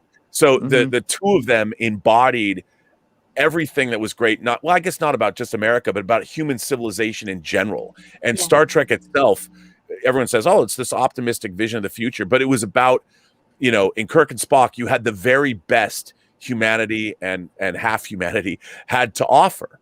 And that depiction has outlasted Star Trek as a series, and it certainly has. Leonard Nimoy, the character of Spock, will live on for decades after him. I mean, now he's going to be on Strange New Worlds, played by a different actor. But really, no one's ever going to say somebody played Spock better than Leonard Nimoy. No one will ever be able to ever say that. No matter how many actors play Spock, no one will ever come close to the portrayal of. Well, some people say that Spock is a suit, but Spock is a soul. So I think there's only one Leonard Nimoy. Yes. But in my master's thesis, I actually talk about how Cooper saw Kirk with a communicator and wanted to put the guts in it to create the cell phone. And so you're absolutely right. And I think with the advent of the proliferation of Web 2.0, that's why Bill is coming to grips now with his own fame and his cultural impact. And it's not just some fringe nerds and weirdos that are, sitting around cogitating his lines. He has had a significant cultural impact in a meaningful way, inspiring scientists. Without Nichelle Nichols, I would not stand before you today as a doctoral prospect in communications and technology. I'm a communications and technology scholar because Nichelle Nichols was a communications and technology engineer in a time when women just simply didn't do that sort of thing. So I went into to STEM, to STEAM actually, because of her. So I think only now I wish that they could have lived until they were 150, all of them, so they could see the true impact of us. Calculating and coming to grips with the true cultural impact of what they did together on Star Trek, and it's quite marvelous, isn't it? Yeah. Hey, I have to jump to my other stream. We always get you right until the very end. I know. I'm like, I gotta go meet my friend Dieter Bastian from Saarbrücken, Deutschland, and we have to do our physical media show. Yeah. Excellent. Hey, Robert, I will. I'll send you my number and we'll, other stuff. Yeah. And we'll set you up for the Global Geek Game on Thursday. Open invite anytime, sir. We have an international global geek gang. We have a lot of fun, sir. I love it. Well, thank you for having me. Thank you for being here. Your stories are inspirational. The chat lit up. They just love your beautiful brain and all of the terrific stories you have to tell. So thank you so much for being here and for your excellent company. Everyone enjoyed your company today. Oh, well, thank you. I mean, it's a thrill to be able to tell these stories. I mean, the one thing that has kept me going, especially meeting all of you and all the different streams, it's such a positive experience talking about all this stuff. It's like being at a convention all the time when you're meeting like-minded people. Yes. I know, right? Absolutely. Isn't it awesome? It's like the endless convention. Yeah, it is. That's kind of what I thought of my own YouTube channel. It's like, I'm just going to make this channel. It's going to be like the experience of going to a convention and just talking to a bunch of like-minded people. Yeah. RobCon. So, Robert, RobCon. Oh my God! Let's go. Oh no!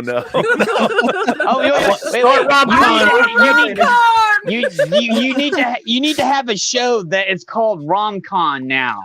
The cacophony of voices there to voting for this is just funny. Cacophony of voices. Oh, man. It's great seeing you again, Rob. I love what you do. Love your channel. I watch it every day. Thank you. It's an inspiration. I love what you do with your girlfriend too, whining about movies. I may not get it first run, but I watch it whenever I can. It's hilarious because my wife appreciates it too. We have kind of the same relationship. That's good to know. Yeah, and it's great to see because I laugh because I'm like, yep, that's what my wife would say. So yeah, so it's great to have you around, and it's great to actually get a chance to talk to you.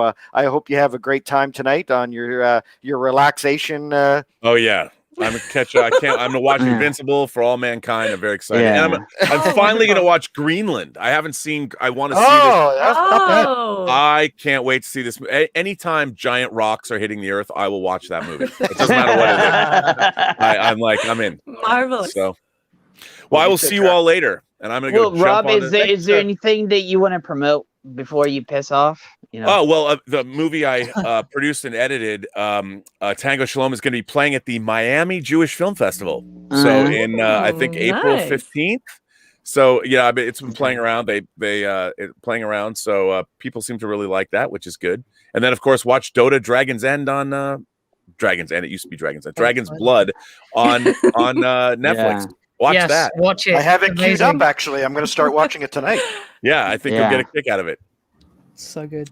And on that note, happy Passover, everyone. Yes, happy Passover. Happy Passover. And, have a good one, sir. RobCon 2022. Let's go. Oh no, man.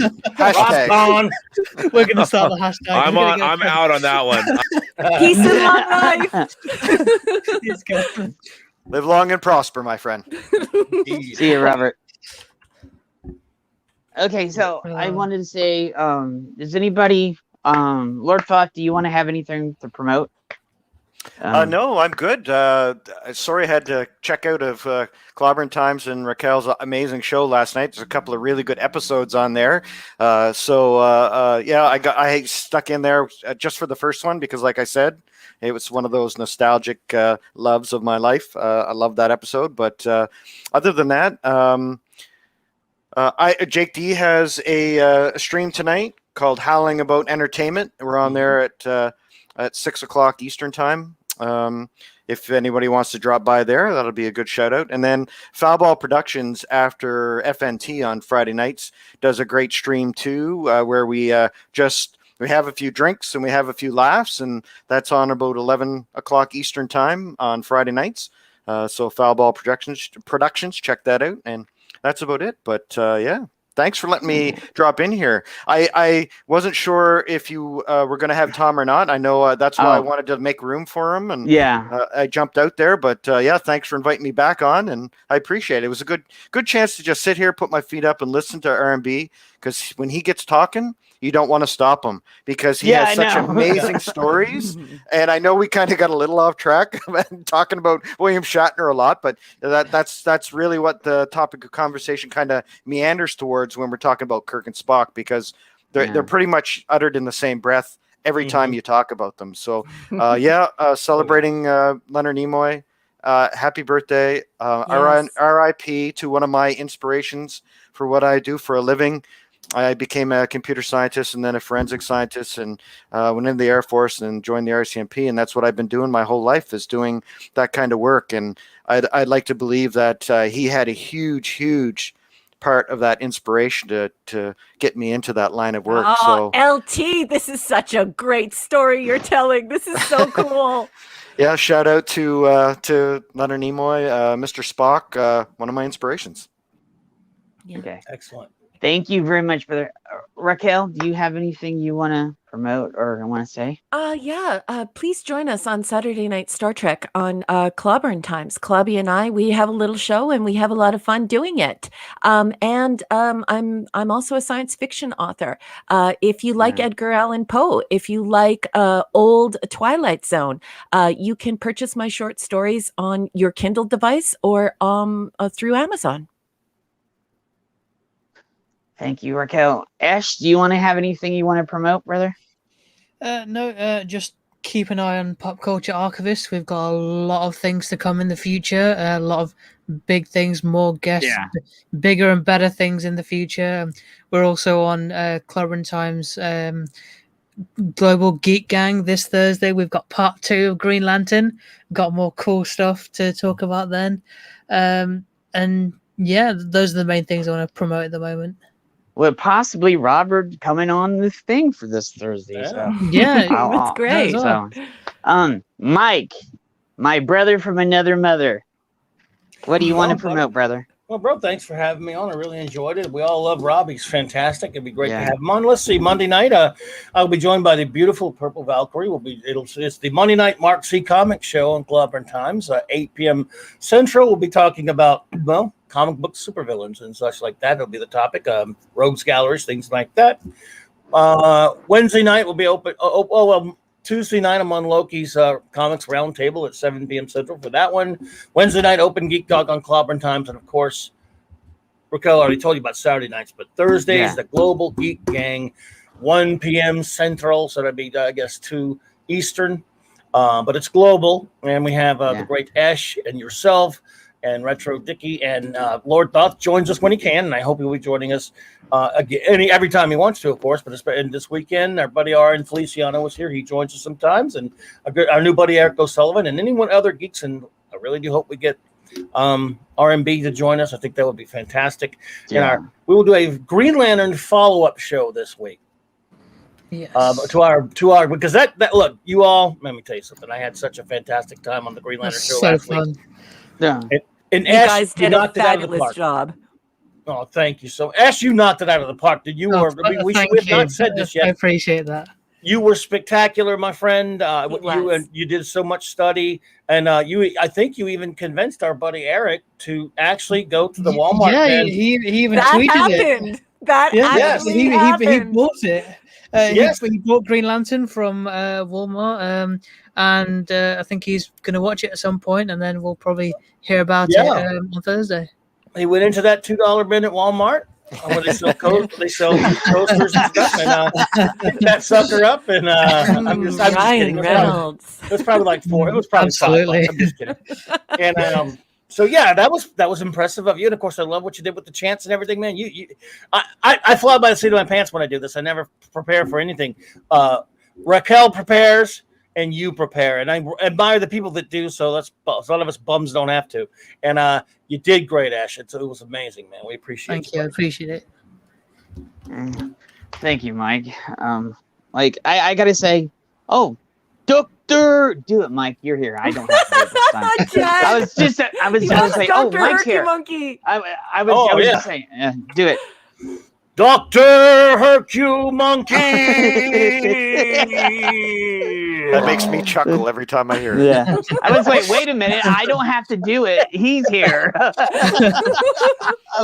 going to kill me to the death of me there. This was a great show, Jed. Thank you so much for this, giving us all an opportunity to come and celebrate Leonard Nimoy's birthday. I just think it's just marvelous. What a great panel and what a great chat. Thank you so much for this opportunity this afternoon. I hope everyone had as wonderful of a time as I did.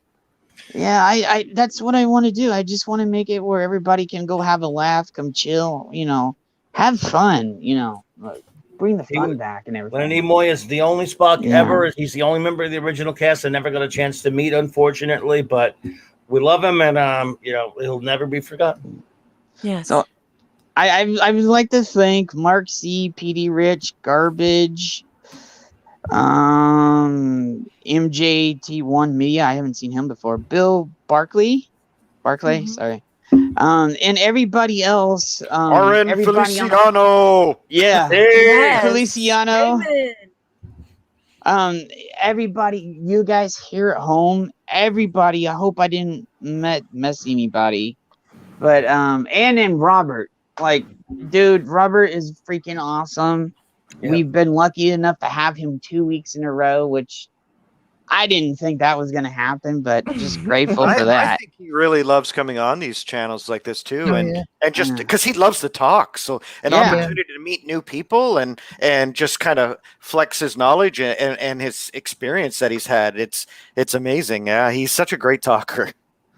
Yeah. Well, it's just like the kind of environment that we have at cons. There's just a bunch of fans getting together talking about stuff we love. At the end of the day.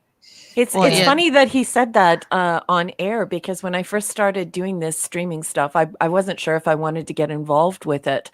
And the first time that I appeared, that's the first thing I said. I was like, this is great.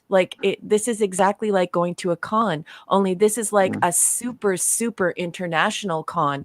And and I just enjoyed it immensely. And then I was hooked. I just wanted to hang out with all of you, and it's been terrific. Well, like Ash said, there's big things coming down the line. I got some doozies up in this brain, and it might, and here's another thing, it may start next month. Well, here's the thing, I still got to move. I'm going to be moving sometime next month or the month after, but literally when we can get certain things set in place, things are going to start rolling even more. So, and well, we're all Raquel, excited you're always welcome to come in. Well, thank you so much. I don't even have to say that the Mike's and Lord Floff or anybody else, BD, once things get rolling, you're gonna see it's gonna be steamrolling, and it's gonna be popping out stuff. So, and Jed, more live somebody streams. somebody who's very important and a very prominent member of our community, Marc D with a C at 4 minutes past the hour. He says the feeling he gets when he is with all of us is, and I quote, "These are my people." So I just wanted to draw your attention to that that wonderful expression of what it's like to hang out with all of you. Yeah, that's the thing I wanted to do, because I know there's some places across the planet where things aren't open that, right yet. Yeah. So, and Geek Apology, hola hermano, it's good to see you. Oh, yeah. Hey, welcome, brother. Yeah. Good lad. You're still opening your eyes. It's in the other part. Okay. Yeah, it's okay. I wanted the Comic-Con feeling, not how it is now, because it's too, it's not like how it was back when it's too commercialized and everything. Oh my gosh, really? You feel that way? So do I. I remember when I first started going, it was exactly like what we're doing right now. Like if we were all sitting around a fire pit in Canada, roasting marshmallows, listening to a Metallica, talking about Star Trek. And then all of a sudden it just became like, it felt like some sort of a business convention or like it, I don't know, like it felt like I don't know, a swap meet. Like when I go there, it's just it always seems like they just want us to buy things and no one's talking anymore. So what a beautiful comment from your mouth. It's in my mind, and I love hearing that. That's exactly how I feel, Jed. Yeah, you because you have me craving s'mores now. Like I said, I've been going to conventions since the mid 70s. So it used to be, hey, this is fun. We got a group of people, but then and I would say I would say maybe 2000 to maybe 2005, I started seeing. That's the reason why I stopped going to San Diego Comic-Cons, because it doesn't feel like it used to. It feels like, here's this, put this in front of your face, buy this, not like, hey, let's go over there, hang out, and like do some other stuff, and then they make things so bloody expensive go over there now. Yeah. And some of the people selling stuff, they don't even know what it is. Like I've had them ask, like say, well, can you explain it to me? And it's just like, so you show up to a convention that's supposed to be celebrating nerddom and geekdom and even Trekdom, and you're selling that stuff and you don't know what it is. And that's becoming more and more common. It's like it's turned into a grand bazaar or a marketplace or a flea market instead of being a convention. I can't believe you said this on air, Jed. I absolutely love that you've said this, because I got the balls felt to say it, man. I felt this way for so long, and I absolutely just love you for saying this. I think Gerry and Doomcock and Az and other people would agree with me on this. Mm-hmm. Hopefully, but it's just, and it's frustrating because you see all this, hey, let's go do this, and they're trying to. I know, and no offense, Ash. I know they're trying to appeal to the newer generations and shit. Yeah. But here's the thing: the fans they've been with you for 40 to 60 years. They still go to this stuff religiously. Yes. Okay. But then you have all this because I grew up in conventions. Like, that's how I met Shatner. That's how I met Leonard. That's how I met a ton of people. Like, and that's how I met Ethan. I'd love to have Ethan come on at some point when we talk about stuff. That's how I met, Kevin Eastman. Kevin Eastman was super bloody cool. The few times I met him when the Turtles just came out. Even when the movie came out, he was super bloody awesome. That's how I met Stan. That's how I met Jack Kirby. Like, it's I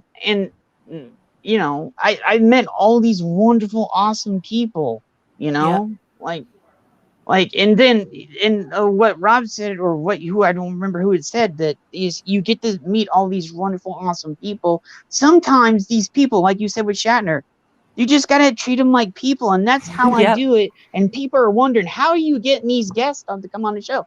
Dude, you just be nice, act like yourself. Yeah, you can fanboy or fangirl out if you're, whoever you are, but a girl, female, a boy or female. But then just give them the respect and treat them like a normal person. Yeah, it's fun to go, hey, dude, I love your stuff, but yeah. Besides that, hey, how are you doing today? Are you having a rough day? Like that, like literally, that's like how I like when I talk to like people when they go to the convention, because they're sitting there, they're signing autographs all day, and people are just talking about things. Because I know I used to, dude, I hung out at booths. I saw how people just come up and they're not asking them how their day, or if you ask them how they're like how their days and stuff are going, instead of just the same question they get 1,000 times a day.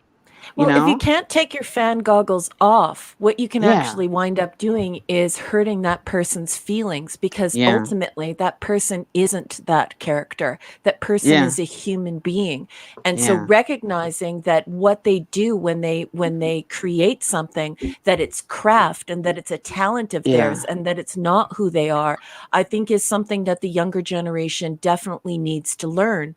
I don't think that, I think that when you're a thespian, you're an actor, you should be creating some type of craft. And there seems to be this idea now in modern popular culture that you have to be in real life what you are doing on screen. And obviously, I don't agree with that, because I think anyone who wants to turn it into craft and wants to be a part of craft and wants to create should be creating something. There's no magic being created if you are just X, Y, and Z, and then you are that on screen. So it works in a twofold way. It's realizing that the person is talented and capable of creating something, and it's also important to make sure that there is a definitive line between reality and the celluloid, because you don't want to lose the actor to fan goggles. It's not fair to the actor, and it's definitely not fair to you. Like Rick here, what what Marc C said again. The first comic conventions I went to were just boxes of comics and nerds hanging out, no Hollywood stuff. It was true. And Mike can even say this too. It, like people that like me and Mike or Marc D or any of the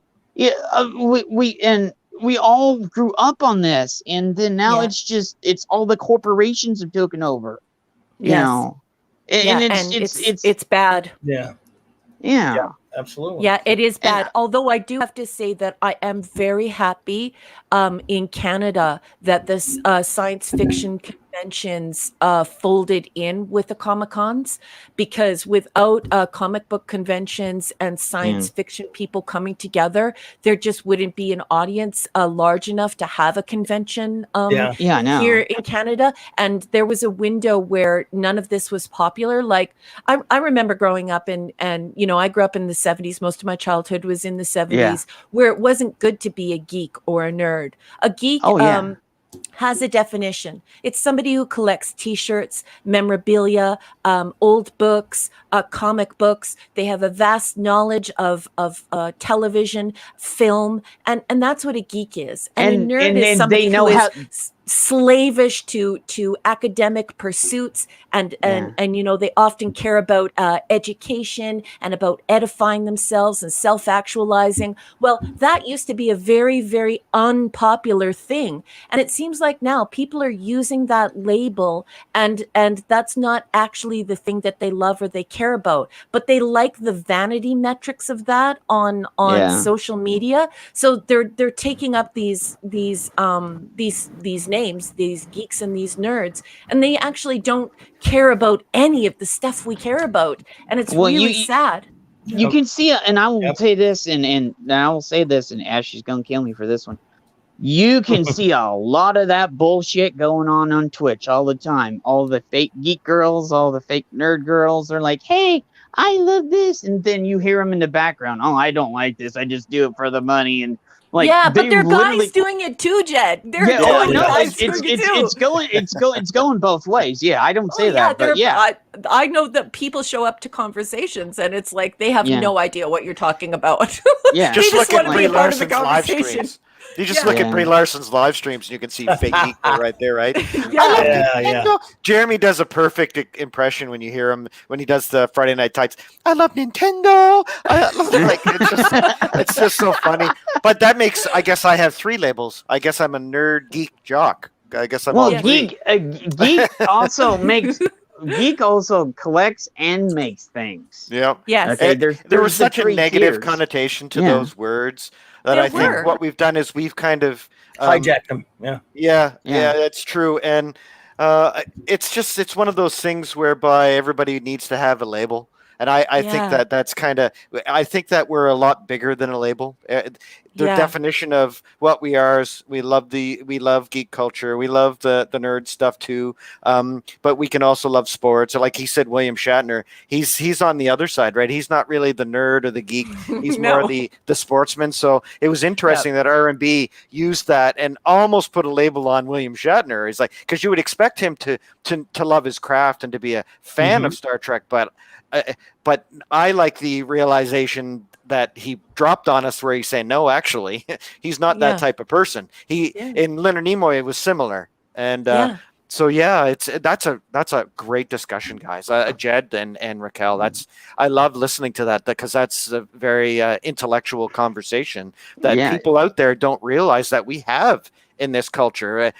Most of those people out there that are hating on us and pointing the Yes. fingers at us and calling us these, nerds and geeks and stuff like, Yeah. you're just these fanatical, toxic fans. Well, no, actually, we're intellectuals. We're smart. We're educated. We love this stuff, and it's inspired us. That's why Yeah. we're here. Yeah, exactly.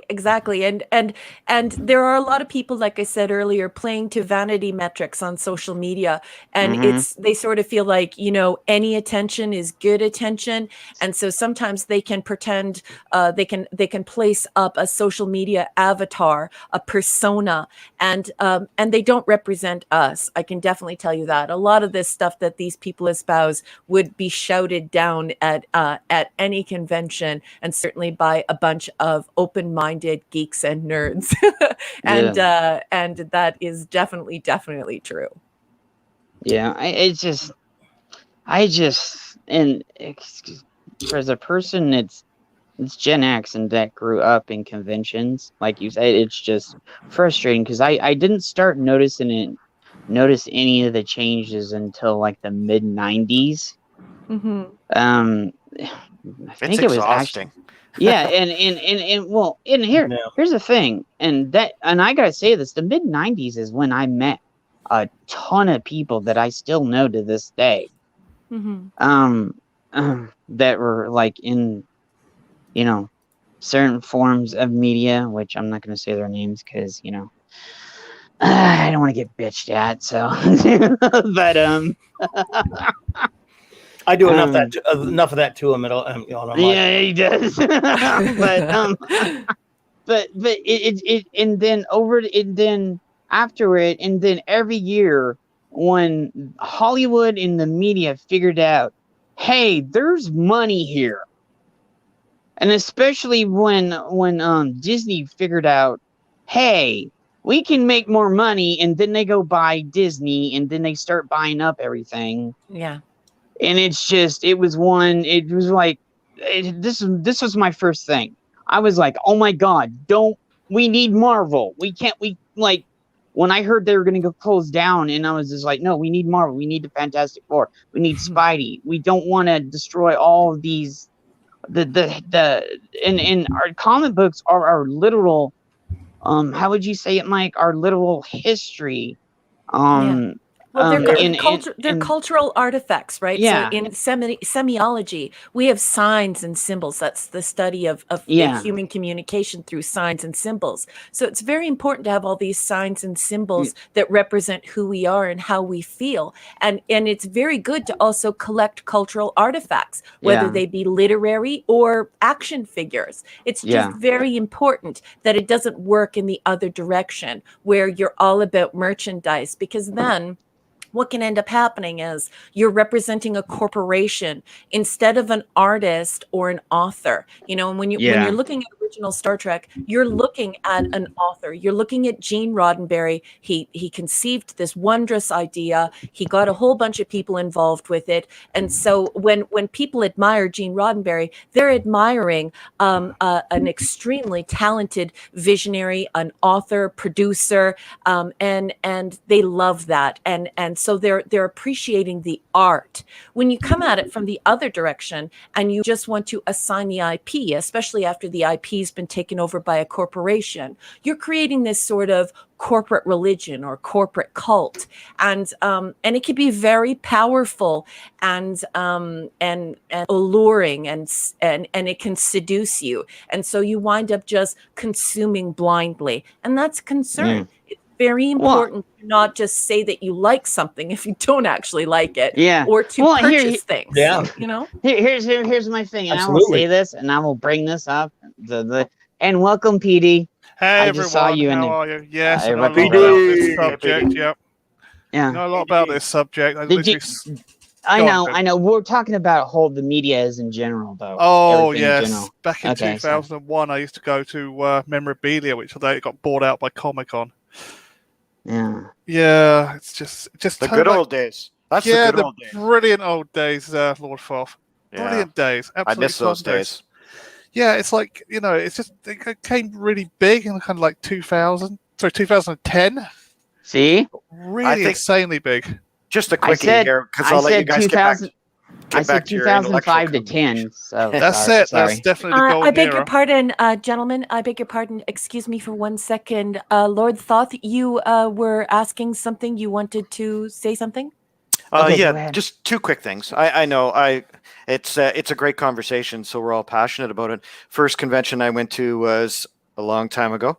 I first met Richard Hatch right after he got off of Battlestar Galactica. That was the first big star that I had ever met, and it was exactly what Marc D with the C described. It was a convention with a bunch of nerds hanging around, a bunch of comic books, and then there was a couple of stars. And Richard Hatch was at home talking. He was just so amazing. He was just open and honest and big smile. And I got an autograph, and it didn't cost a cent.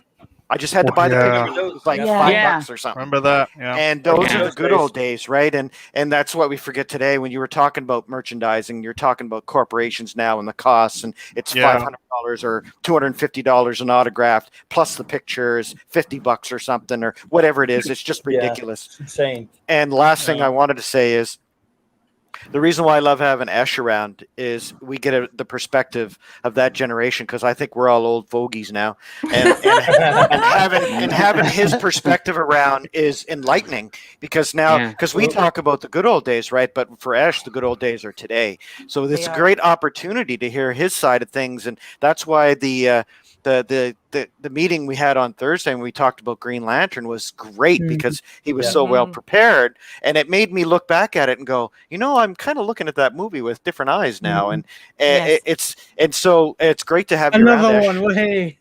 And thanks for joining us, Petey Rich. And there, I'm done my little rant now. Well said, though, buddy. Very well said, Lord Thoth. Sorry, I interrupted you guys. It's just he was mid thought, and I wanted to let him complete his thought in case we strayed. Problem. I beg your pardon. Please continue. What PD Richard, did you want to continue what you're saying? As I said, I remember the old days where it was like, back in like 2000, it was cheap to get like autographs. It was like about £10 UK money, but it's just shot up to about £200. It's ridiculous. But I was going to say this: we are starting in the UK to go back to the smaller conventions again, where it's where guests will just sign anything you've got for free, and autographs are cheap again. It's going slightly backwards. Back to the good old days. When I met Brent Spiner, he never charged me a single cent. Wow. And I've actually met him so many times now that the last convention that he was here for, I guess that'd be 2 years ago. So right before the vid, he actually stood up at his table and waved to my husband and I. We've met him so many times that he recognized my cosplay and he recognized my husband. So Brent That's Spiner is a beautiful person. He is hysterical and so kind, and he doesn't have a pretentious bone in his body. He does have a wicked sense of humor, though, so mind your P's and Q's. Oh yeah, he does. Like I met Brent a couple times, and and he started joking to me. He's like, "Oh, you?" I was like, "No," and I ribbed him right back. He goes, "Oh, I'm gonna like you." I was like, I was like, "Oh my god, Brent Spiner just said he's gonna like me. Oh my god." He's a sweetheart of a person. The very first time I met him at a convention, he had to get up and leave the table, and because of that, he felt as though he was being rude to me. So after coming around the table, he walked right up to me and said, "Look, I have to use the men's room. And I'm gonna be gone for 15 minutes. I'm gonna go and have a coffee. But I wanted you to know that because I appreciate you coming here to meet me, and I don't want to waste your time." And so I went and did something else. And when I came back, there were some people from the media there who took some pictures of him because he halfway dropped to his knee, like as though he were going to propose to me, and started saying, "Everybody, this is Raquel. Meet Raquel," and he was being like so just kind and just ridiculously, like, he's just ridiculously smart and fun to be around, and he is just so caring and is such a nice person. I can't imagine anybody ever being rude to him. He's just what a great guy, and he doesn't want a penny from you. He is just genuine human. Yeah. Wow, that's a great story. Yeah, very, very kind person. So if we can get back to that, I'll start enjoying conventions again. But when I go there and it's a whole bunch of people who are just there to take pictures of themselves so they can put it on social media, even though they don't like anything we like, that's got to stop. And that's not gatekeeping. That's asking somebody to stop pretending that they're something that they're not. And that's a call to be genuine and to not use a narcissism and vanity metrics to forward your own personal branding. That's me just saying to you, that's not gatekeeping. Just be yourself. Stop putting on an act. Yeah. Colin Baker actually charges for selfies because of that. Yeah, because people were taking advantage of him. And selling them. They were taking pictures of them and then selling them on eBay. That's the only reason why this whole thing started. Yeah. It's not supposed to be $1,000 to go meet, a B-rate science fiction person at a con. And that's what it's turned into because of this personal branding that happens on social media. It's really sullying the whole process that is a genuine and pure and wonderful thing. Exactly. Very well put. And I've talked to several people because I grew up around the community, the con community. They said, several people that have been in Hollywood have told me I wish it could go back to how it was before everybody started selling all these things online because people were using them, and so they had to start charging because people would just come over there and abuse. You know what I'm saying? Like you said, they would go over and abuse it. Like Colin Baker's like, dude, and he's like, dude, people were trying to be, and he's like, but over time, Collins was like, yeah, you could find out because I met him like once. He came over here once, and it was just by a random chance. He was in LA, and I just met him. He was at some place, and it wasn't a convention. It was just like a random place. And I saw he was there and I had to go run up to him. I was like, dude. I was like, and I was out of breath because I saw him from across the street. So I bolted across the street. I ran. I was like, dude, there's Colin Baker over there. I bolted from the other side of the street across traffic. A car almost hit me. And I came right up to him. He's like, boy, what are you on about? I was like, give me a second. I just ran across the street. He's like, it's okay. Take your time. I got nowhere to go. Important, And I was like, I saw you from across the street. He's like, how did you see? I was like, dude, I watched Doctor Who. He goes, oh, blimey, now this explains it all. Not one of you people. No, but he goes, but then we started. He's got a good sense of humor. He's got a good sense of humor because he saw that I was taking the ribbon back because, got to have a tough skin, like, So, and then we were throwing jibs back, and he goes, you know what? It's nice to meet somebody that's so genuine that you actually like. He goes, it's nice to see somebody almost got hit by a car that came over to try to just meet me. And I was like, but and then he goes, and he goes, do you got anything on you? And I was like, because I was still out of breath. I was like, why? He goes, are you looking for my jelly lad? babies? I was like, my lad, do you have anything on you? And I was just like, let me see. And on my backpack, I had some by the grace of God, I had some Doctor Who comics with his face from his face on the cover. And he goes, okay, give me the comics. And I was like, what? Let me go through them. He goes, no, that won't do. That won't do. That won't do. That won't do. Oh, here's one. He gets out, one of his pens. He takes it out of the con and he signs the cover. And I was like, oh, what just happened? That's pretty cool. And he goes, thank you for being like a true fan, and like it was kind of idiotic the way you came across the street, but but he goes thank you for just appreciating me. And I was like, dude, I appreciate you. Thank you for being the doctor and everything else. And we shook hands, and he just walked right off. And then I heard him whistling as he walked off. Oh, that's wonderful. Yeah, what a great story. Plus, can I just say, you had me at blimey. Yeah. So where was that? Where and when was that?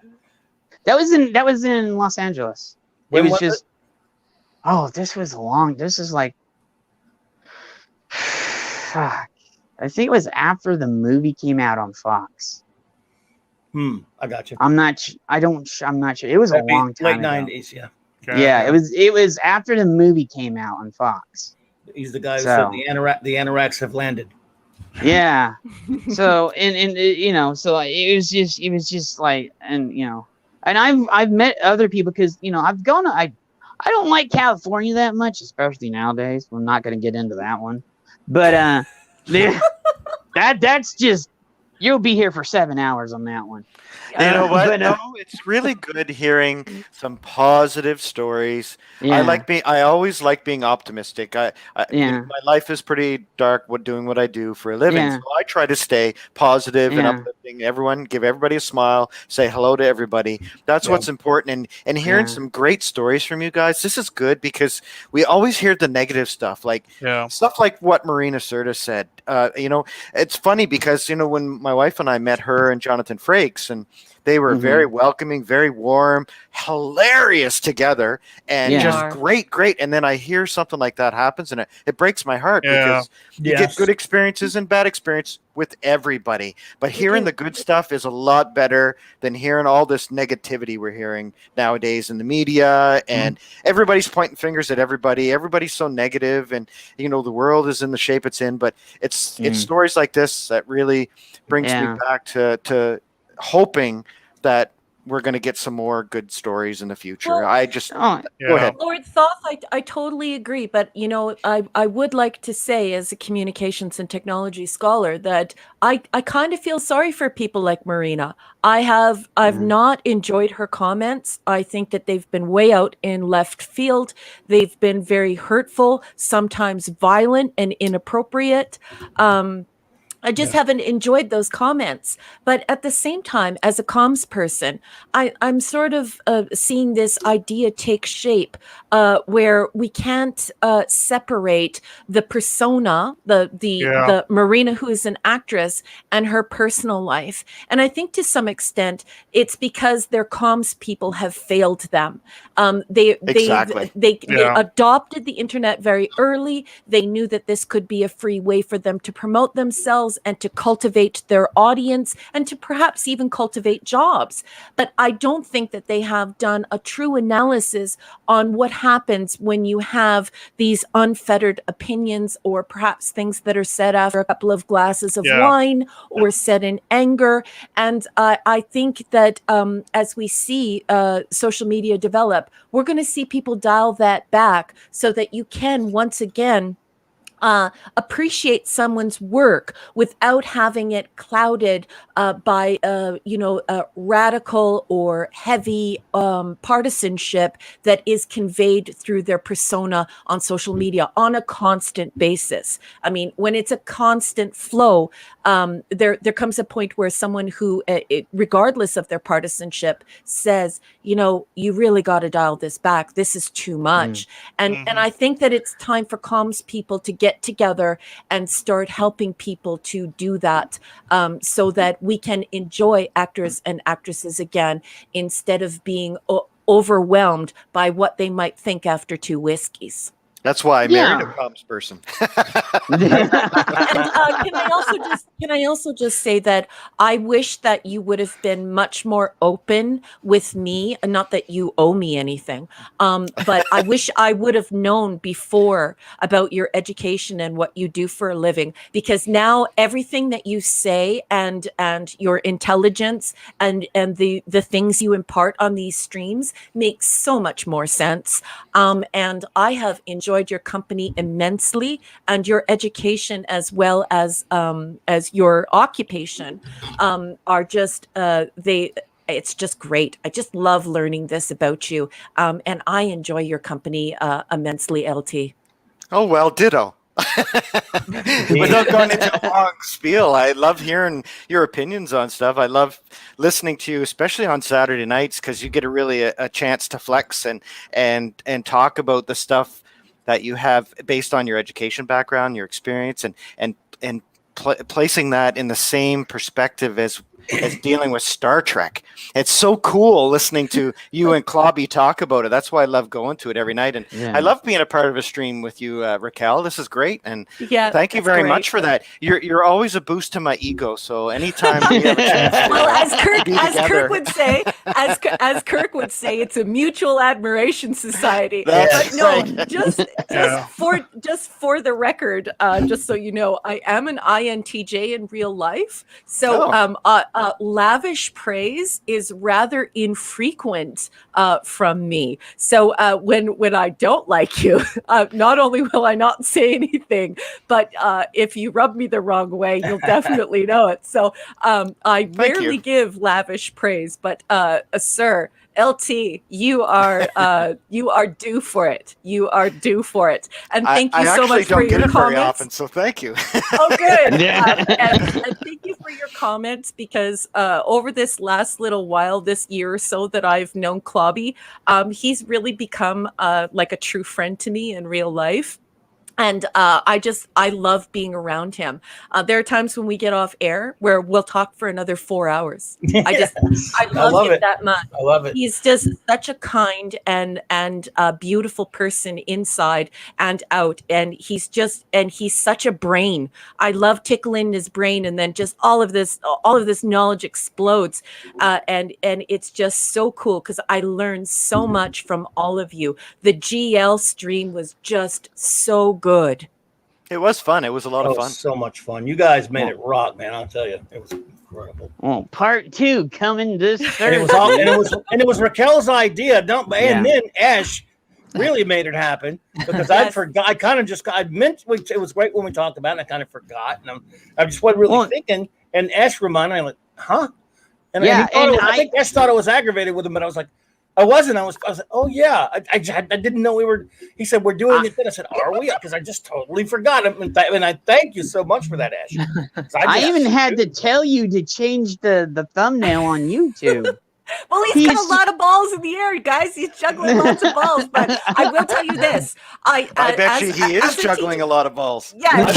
I've never been accused of having balls before. As a rhetoric teacher, I do have to tell you that I was most impressed with Esh Singh, because Esh managed to organize his thoughts prior to the GL stream, and that really added to it. It gave it substance, because I love people who fly by the seat of their pants, because you never know which direction you're going to go or how it will jog the memory, especially if somebody is a true expert.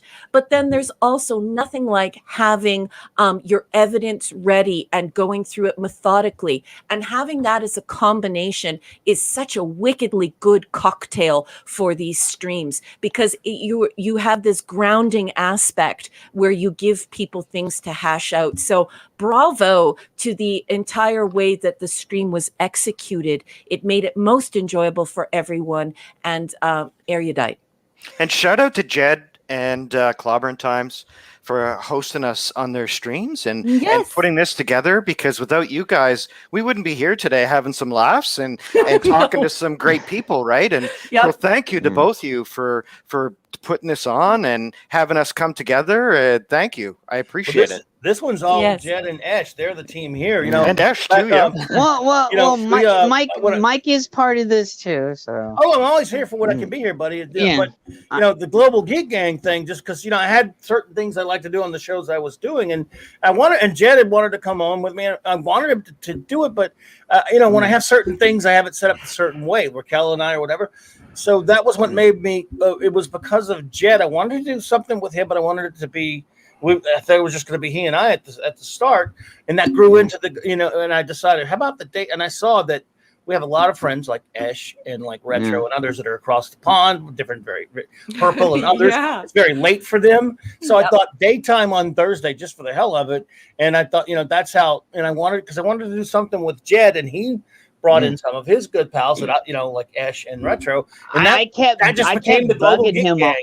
I kept bugging him all the time to do a show with him. You do bug me all the time. Love the Global Geek Gang. And then I made the joke. I have learned so much from the Global Geek Gang, and it is just great. I love it. It's like a hive mind. We got to keep it going. The Global Geek Gang on Clobberin Times. You got to tune into it, folks. It is such a great show, and so many of the wicked and wonderful characters that are on this panel are present for the Global Geek Gang, and they get off on some of the best topics, and you can learn so much. Even if you think yourself an expert, there is always something to learn from this collective experience and education. It's wonderful. Well, Raquel, I was pretty indignant there for a while. The first couple, I was like, "Where's your Canadian representation? Diversity. Come on." Yes. Yeah. Well, dude, you're always invited. I just forgot to say that to you that time, man. But I'm glad. Look, you make it any time. And here's the thing: what you were all saying about. I've never been a research guy. I've just had to face it. I rode the short bus. I barely made it through kindergarten. I'm just garbage.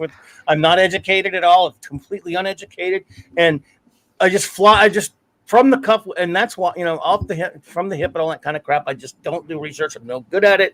But teaming up with someone with Raquel, who's the complete opposite, who is, of course, a scholar and great at doing research, I think that's probably a good combo. And Ash is like that too, it seems like. Yeah. And so are you, Thoth. I can't do it, never will be able to do it. I like I said, I was in the Special Olympics. Nor should you, should you. And I get crap wrong all the time. That was the great thing about that stream the other day with the Global Geek Gang. Because if you get something, you forget something, and you go old timer on something, you get something backwards, or you misremember something, which I do. Dream brain.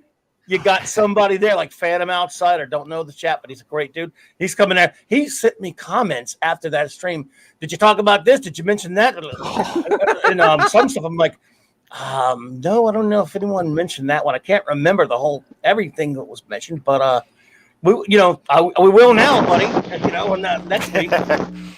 Yeah, he was great. We were zinging Legion of Superhero stuff back and forth to each other there. Yeah, he seems to be like a good guy and pretty knowledgeable. So I like how you said the old timer in you. It's good that we get an opportunity to come on here and chat with you guys, because it's great. I always have a good laugh, and that's what's important. We call it the con. You called it like being at the con. It's that, but it's more. But it's to me, it's even more like going to the comic shop to get the new books. You do that still, Lord. I don't know how you do it. Yep, I still have my pull list. Yeah, I don't know how he does it either. But I can't imagine that ever not being a part of my life. At least I couldn't until about 2011 when DC chased me away. But going to the shop on Wednesdays to get your new comics. And I remember there were times like my son didn't feel like going inside. I said, I'll just be 5 minutes. 5 minutes turned into 2 hours. And it was usually my fault because we're all sitting around talking about the new comics, and it would go comics, Star Trek, all over the place. But that's where the comic geeks would congregate when there's not geeks, not cons going on. And 3 hours later, I walk out and say, oh, sorry. Oops. Well, it's almost done. Marvel dropped Diamond this week, so it's going to be. And then DC is raising some cover prices to $6 an issue. Yeah, on regular comics. Wow. It's sad. It's just habit, right? It's like I don't know if any. Yeah, I don't know if anybody's seen this, but on Nick's channel, just a couple days ago on Friday. Me and Ash were part of tearing into Children of the Atom. Yeah, so, we basically read the whole comic cover to cover, but we were taking the piss out of it, just doing random silly voices, all the characters. Nice. If you haven't watched it, go and watch it because it's an absolute laugh. We totally took the piss out of the comic completely. I haven't even bothered picking that one up. That's I looked at. Hey, one look at it and went, nope. Can you find the link? And put the link in the chat. Yeah, you guys got to go back and watch this because it was chaos at one point. You don't make me read it. Oh no! It's all you got to do is we just read it and we're taking the piss out of it constantly. I beg your pardon, folks. While we were all talking about the Global Geek Gang, Captain Cockney Spock came in and said in Punjabi to Ash, "Truth is the timeless one," which is the Sat Shri Akal. And I just wanted to say how wonderful it is that this type of international environment could bring people together in this way. So I'm not sure what your background is, Captain Cockney Spock, but to give the second half of the clarion call of the Guru and to do that in this environment, you are just a champ. That is so great of you. And I say back to you, and if you do not know, you can also go and learn this phrase as well, ik on Carr. Thank you so much for doing that for Ash and for me. And yes, this is an international environment where we're all learning and celebrating one another. So good on you, Captain Cockney Spock. Yeah, and me and Ash were on, and was it PD? You were there too? Yeah. Yesterday, was it yesterday? I don't know. Was it yes, it was yesterday evening. Yeah, me, Ash, and PD were on Cockney's show yesterday. I came in there in the last 2 hours or so. We're on so many streams now, I've lost count. Yeah. Ash is all over. Ash is a stream whore now. There's only one person on YouTube that befits the term of stream whore. We all know who that is, and that's Lee. Problem being. Well, Tom is too, though. Tom is right up there. Yeah. I love Tom, though. We love it.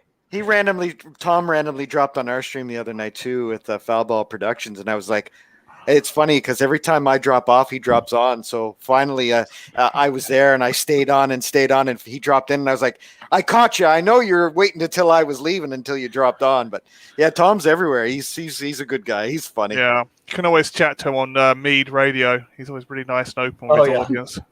Always got a question to ask. As a matter of fact, I think Tom's still sleeping because he's not answered. He should be sleeping though. He was exhausted last night. Oh, I didn't think any of you were going to get up the next day. I thought for sure you were all going to sleep in. Yeah. No, I was there. Robert was there, and Tom was there. Yeah. Okay, so we all three of us sit there, and I talked to Tom. Right, he goes, dude, if I'm up and I can make it, I'll be there. I'm like, okay. He was on Casino Stream in the morning the other day, and I think he slept through the whole thing because mostly it was just Casino did most of the talk, and he was like, yeah, Right. That's all he did the whole time. And I was giving him a hard time about that. He said, dude, I'm only getting like 3 hours sleep. And I'm like, wow, how can you live like that? He says, well, it's because I'm on everybody's streams. And he went on solo last night for a good while before Raquel and I went on. And then he later went on that other one you're telling me. So, yeah. He's something. Yeah. I love Tom. Dude. Tom's awesome. I will say this. He's a sweetheart. Tom is a sweetheart of a man. I adore him. He's hysterical and very kind, and I just love his company. I love his picture with security on his chest, right? He looks all buff. He's saying, that's not me in real life. You know that, right? Yeah, we guess that's Yo, Tom. Adrian. But yeah, Tom, and I gotta see this. Tom was one of my first descriptions when I started getting involved more on YouTube. Tom was one of my first descriptions on YouTube, like the first. So that's the reason why I bug him all the time. And he's like, I was like, sooner or later, you're going to give in, right? Because I dropped the links to him all the time. I was like, I'm going to get you sooner or later. So, but yeah. And then when I went over there with Cockney's stream yesterday, because I just woken up because yesterday I didn't think anything was going to happen. So I was like, oh, I'm just going to go to sleep. I woke up and then Ash and PD were on Cockney's channel. I just woken up. I hadn't even hit the bathroom yet. And then I go in there and there's Ash and them. They're all saying, they're like, hey, bring Jed on. I was like, okay. So Hey, Jed, I figured you'd be on time today because it was R&B. Otherwise, we'd be waiting for an hour or two, I think. Hey, Ash put a URL up into the private chat. Could somebody with mod power, somebody with a wrench, post that? Is that the Read Comics one? Yeah, I think so. Yeah. Ash, yeah. Just a second. It's already in the private chat. Oh, is it? There. Yeah, he put it in the private chat. He wants it posted. Please do that for him. Oh, done. Yeah. Thank you. Is that the Nick stream? Yeah, that was on Nick's stream. Oh, is that the Read Comics Online? Or is that the comic itself? Yeah, no. We got to get rid of that one. Yeah, read that at your own risk. Yeah. YouTube will spank us for that one. Yeah, that's the only site. That's why I didn't put it in the main chat. Okay. No, I thought you wanted to post that. Holding back. Is that a naughty? Is that something naughty? Yeah. No. Well, it's it's a comic site. Yeah. What we need is We do not endorse unconventional ways of reading paid material. There you go. No. Okay, I understand now. Ash, can you get Nick's stream and put that in there? That's Okay, what I meant. yeah, okay, I'll stream. get that. Don't worry. Yeah. So everybody, you guys can go watch me and Ash, and Yeah, that just would be lovely. That's better than he did. Ash did his Indian voice on one of the characters. So. Yeah. We did all voices last time. It was on a couple of the characters actually. Yeah. And then it was all chaos because we're like, hey, no, you doing this, and you doing this, and then we're like, Nick's like, guys. Is that the E6 one? That's the E6 one, eh? Oop. Yeah. No. You got it, Ash? Or I've got it right here. I'll just put it in the. Perfect. Yeah, it's in my history. I'm 45 minutes into it. I haven't finished watching it yet. Okay. Oh, you've seen some of it already? Yep. Oh yeah. I watch Nick's stuff all the time. Yeah. So yeah. And Retro Dicky, nothing to see here. Move along now. I think Nick wants us on every Friday, so that added another stream to it. Yeah. God. So Well, I think with Nick's stream, I'm gonna have to come in every now and then. I probably won't be able to come every single time because I try and stay up for Friday Night Tights, and then I've got to stay up for Saturday Night Trek. There's no missing that. I'm not going to miss that for anything. Love you. Love you too. I want to do the beer stream with him though, Ash. He's doing this international beer exchange, and because we have a Star Trek microbrewery here, and they brew actually labeled Star Trek, all of canon 66 to 05, different types of beer, Orion Syndicate alcohol and things like that. I want to get involved with it. Okay. That's why I'm definitely going to do that, and I wish you would too, so that I can send you some things. I mean, I could send you some things anyway, but I wanted to. I think Nick has a great idea to do that beer exchange. I don't know if it's legal, but I definitely would like to do it if it is legal, because we have Orion Syndicate here. We have Vulcan Ale here. We have Klingon Warnog. We have all these different types of beers, and I want to share them with everyone, and different types of alcohol. So I want to send some to you guys, so that you guys can. Because I don't drink alcohol, I can send everyone a can of Monster. Well, no, they also make good bookends. When I got my limited edition Vulcan Ale, I actually didn't open it. I bought some to drink and some to use as bookends. So they're a great way to hold up your comics.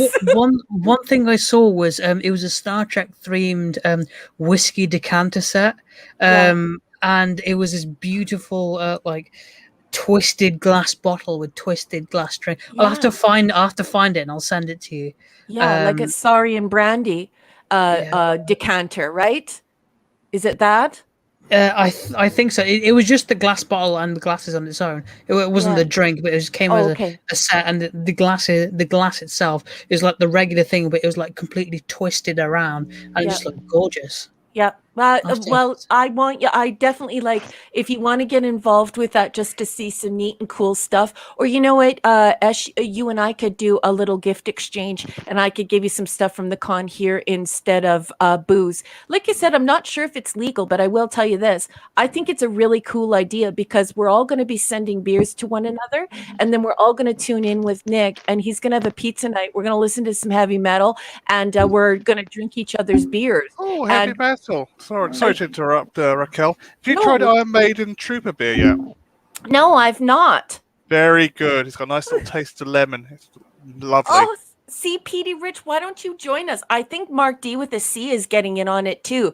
I think it's a marvelous idea. I'm not sure if it's legal, but if it is, I want to do it. It depends. In some states, you can't have liquor across the county lines, here in the U.S., so it would depend on each state. Arizona. And Arizona, you can do that. That's fine. You can send whatever the hell you want to Arizona. Yeah. So I'd be up for that too, dude. So. Oh, Esh just put up the URL for the decanter. Yeah. So. They've got their next gen theme. They've got the serial of the Enterprise D on the bottle, and the glasses as well. Let me go and have a look at that. And and I showed my parents, and I was like, I know we don't drink alcohol, but I just really want to get them. I'll just put some Coke in them or something like that. These glasses look so cool. My mum's like, no.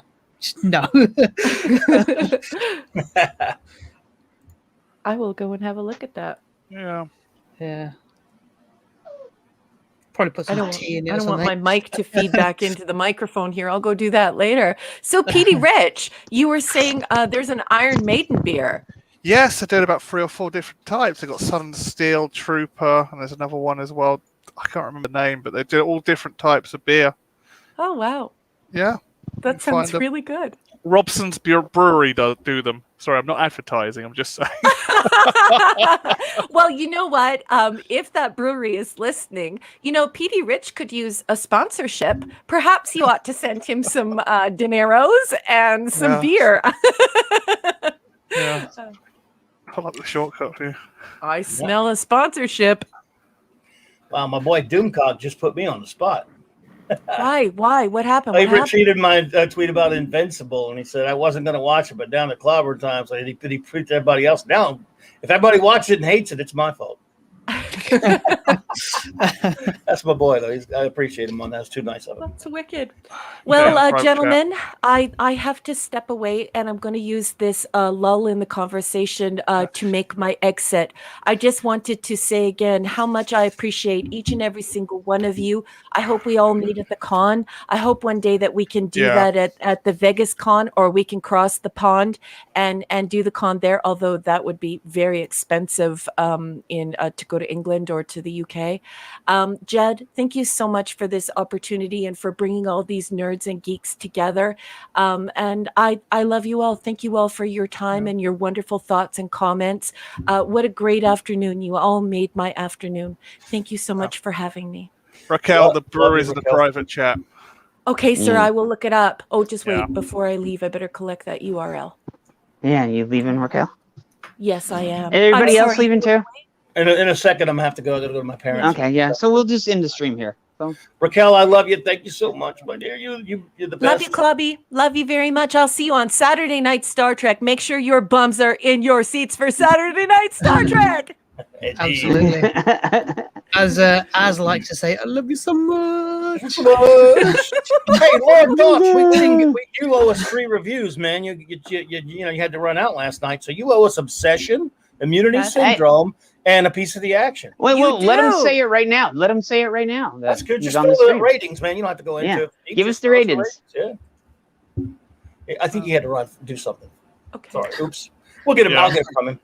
Because we're not letting him He get away works. with it. He works a lot, right? Like, so he has to go to bed early and wake up early, and then he works all day. So I believe he said on air that he's an RCMP officer, so he's quite busy. So let's leave him to it. And I think he said his goodbyes. But LT. Oh no, I'm back. Oh, okay. Yeah, man. We want that review. We got to know, man. What did I Give your miss? ratings from We last need 3 night. ratings from you. You gave us Obsession?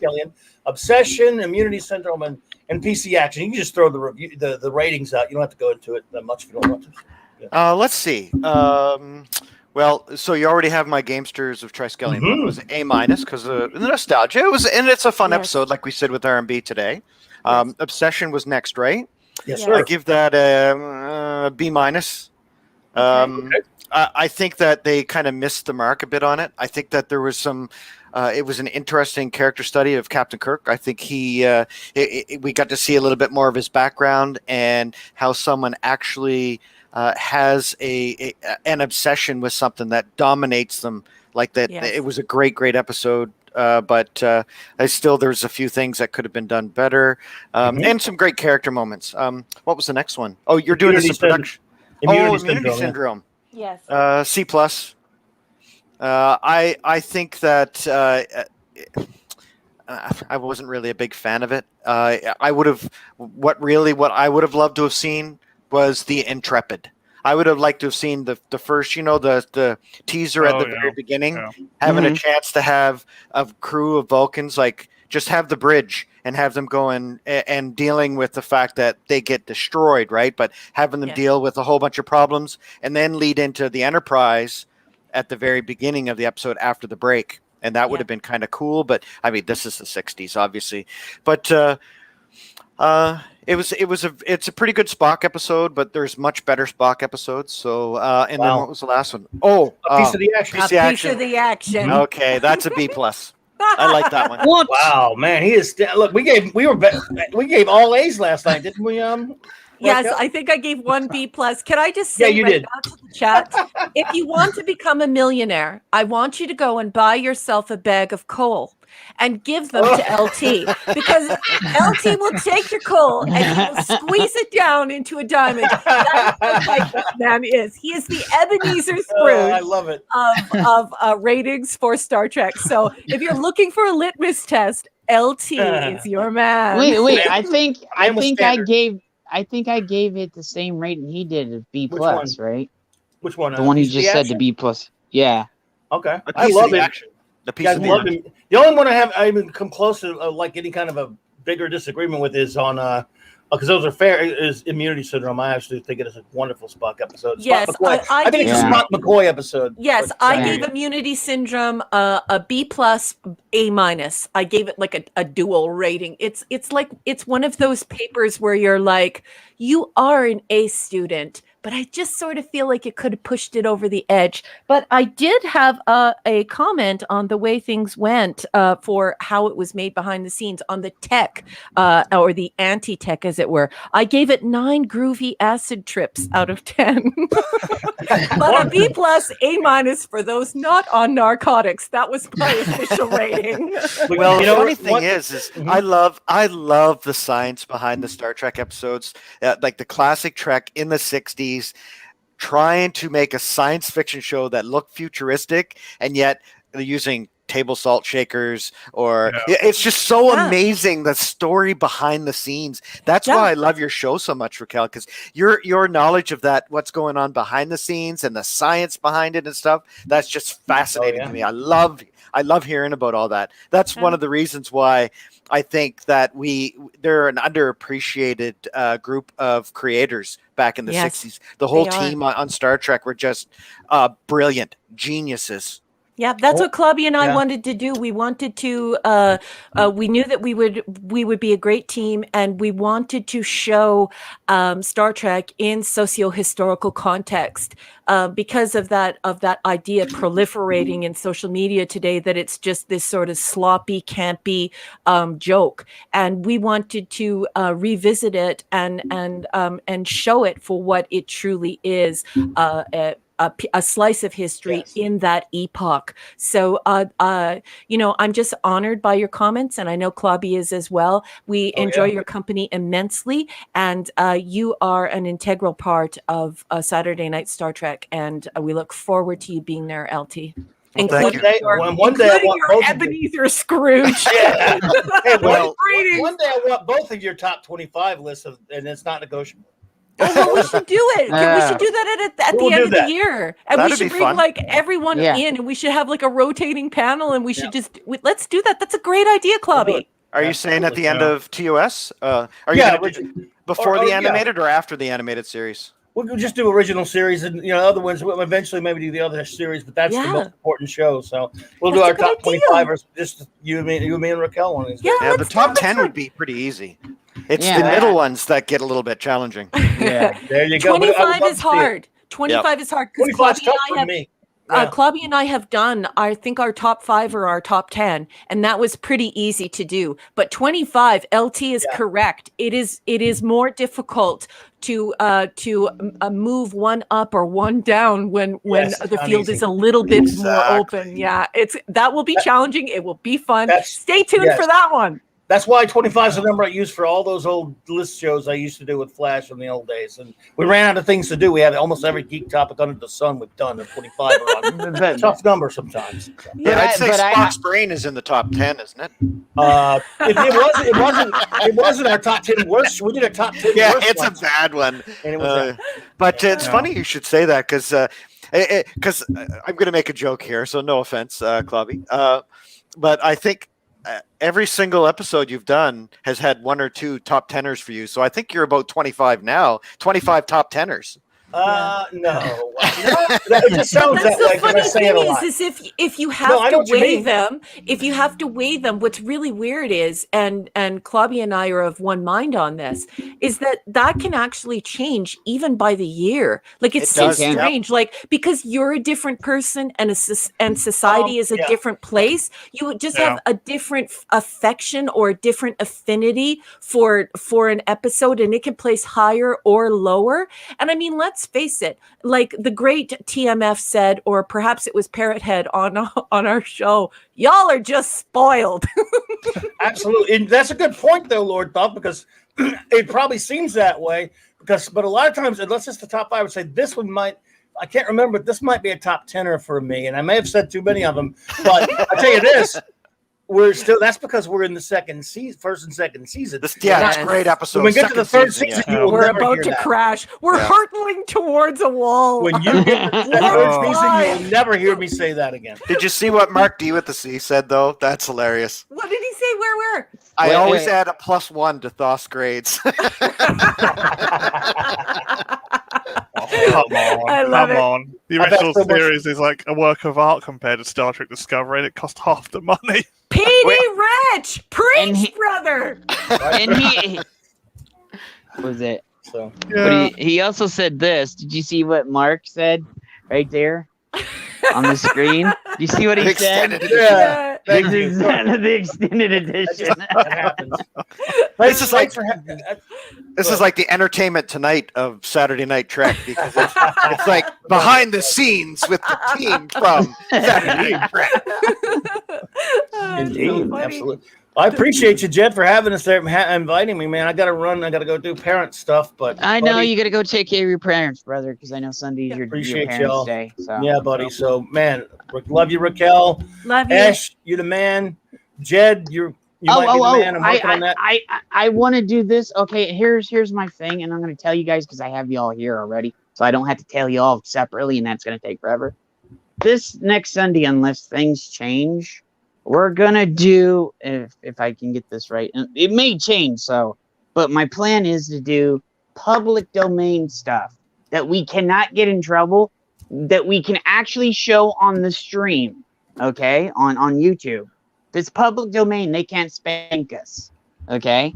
So I've been looking up stuff, and Retro even said some stuff, so we can have like, and it's, the short serials from the 30s and 40s and stuff. Mm-hmm. Raquel, would you be interested in that? Things that are copyright compliant, you would like to feature them. Am I understanding you correctly, sir? Yeah. I'm in, Jed. I think that you have been a very, very kind and well-mannered host, and I enjoy your company. So yes, I would be pleased to join you, and I'm honored to be asked. Things that are in public domain that we can't get spanked for. So yes, lovely. Yes, That's you can Easter count me Sunday, in. right? Oh, yeah. Wait, was it? Ooh. That's next Easter Sunday, right? Ooh. I might We be may, gone. we may have to move it till Saturday. We then. might I have don't to know. because I am the giver of the turkey round here. Oh yeah, okay. Yeah, there's Captain Marvel serials, there's Flash Gordon, there's Buck Rogers. Well, Are you let's sure? do it. Are you sure the Captain Marvel one is and the Buck Rogers one? It's in public domain. Yeah, it is. Wow. You're talking original Captain Marvel, right? Yeah, no, Tom Yeah. Tyler. I love that one, but I figured DC would have some ownership, even though it was Old Republic series. I even from Earth to Moon, though that's public. That's hugely public. How about Zombies of the Stratosphere with Leonard Nimoy? Is that public? Not yet. I think it has What a couple is years the left on rule it. in the United States? Is it 75 years? I believe it's it's Might be. 75 to 100 years. If they don't go and renew it, then it's they change it every so often. But if the company doesn't go and renew it, it goes immediately in the public domain. That's why Flash Gordon will be in the public domain in 2027 or something like that. Yeah, because because Disney's always so Disney's always on the ball with that shit. But if Disney doesn't own things, like here's the funny thing. Some of the older Warner Brothers stuff, they're in the older Looney Tunes. It's in the public domain. Okay, some of the the Superman, what's his name? Mikey. No, the animated Superman from the 40s. Oh, the Fleischer cartoons, yeah. The Fleischer cartoons. Those are public domain. We can actually show those. Yeah, people show them in loops, 8-hour loops on YouTube. Yeah, we can show those. So those you can't get spanked for that because it's public domain. Well, Jed, barring Turkey Day, I'm in for that. But I have a ham and a turkey to cook on that day, so there will be a lot of eating here. Okay, that's what it's for. I hear you. Yeah, I like to cook. So. Yeah, Indeed. right? And so that's a big day, LT. Wouldn't you agree? Because you're literally cooking for the whole week. And you better make sure you do a damn good job because you'll be eating that food for a week. Yeah, the pie's the hard part. I know. But I just came up with this idea last night. Actually, Robert and Tom gave me this idea while I was watching the stream last night. So lovely. I was just thank you for thinking of me and thank you for inviting me. And I will definitely be there to support you. Yeah. You guys are like a duo. It's like me and Ash and Retro. You guys are on your guys' channel. You're the duo over there. It's me and Ash and Retro over here. You know what I'm saying? Lovely. That's lovely. And PD, do we make the announcement or? Which one? The one we've been. Petey's like, which one?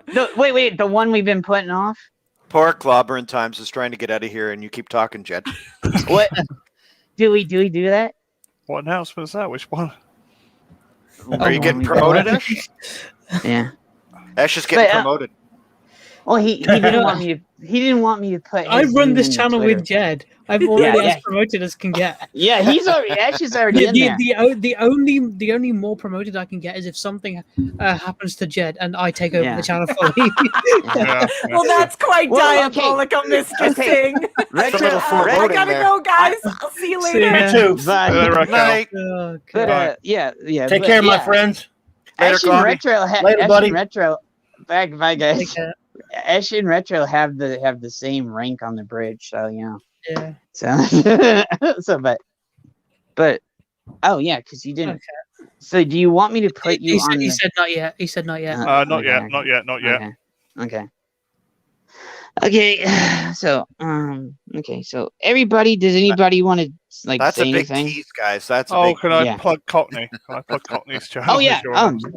Hey, do you want to Cockney? Whoa. Yeah. Right, calm down. Hey, do you guys want to go on Cockney's channel after this? I can't. I need to head off. Yeah.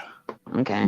PD, do you want to go over there afterwards? I might do. Depends if my parents start kicking up a fuss, but they're not. Okay, fine. I'll go over there with Cockney. If dude, send the link, and me and PD will probably go over there. Lord Thought, do you want to go over there?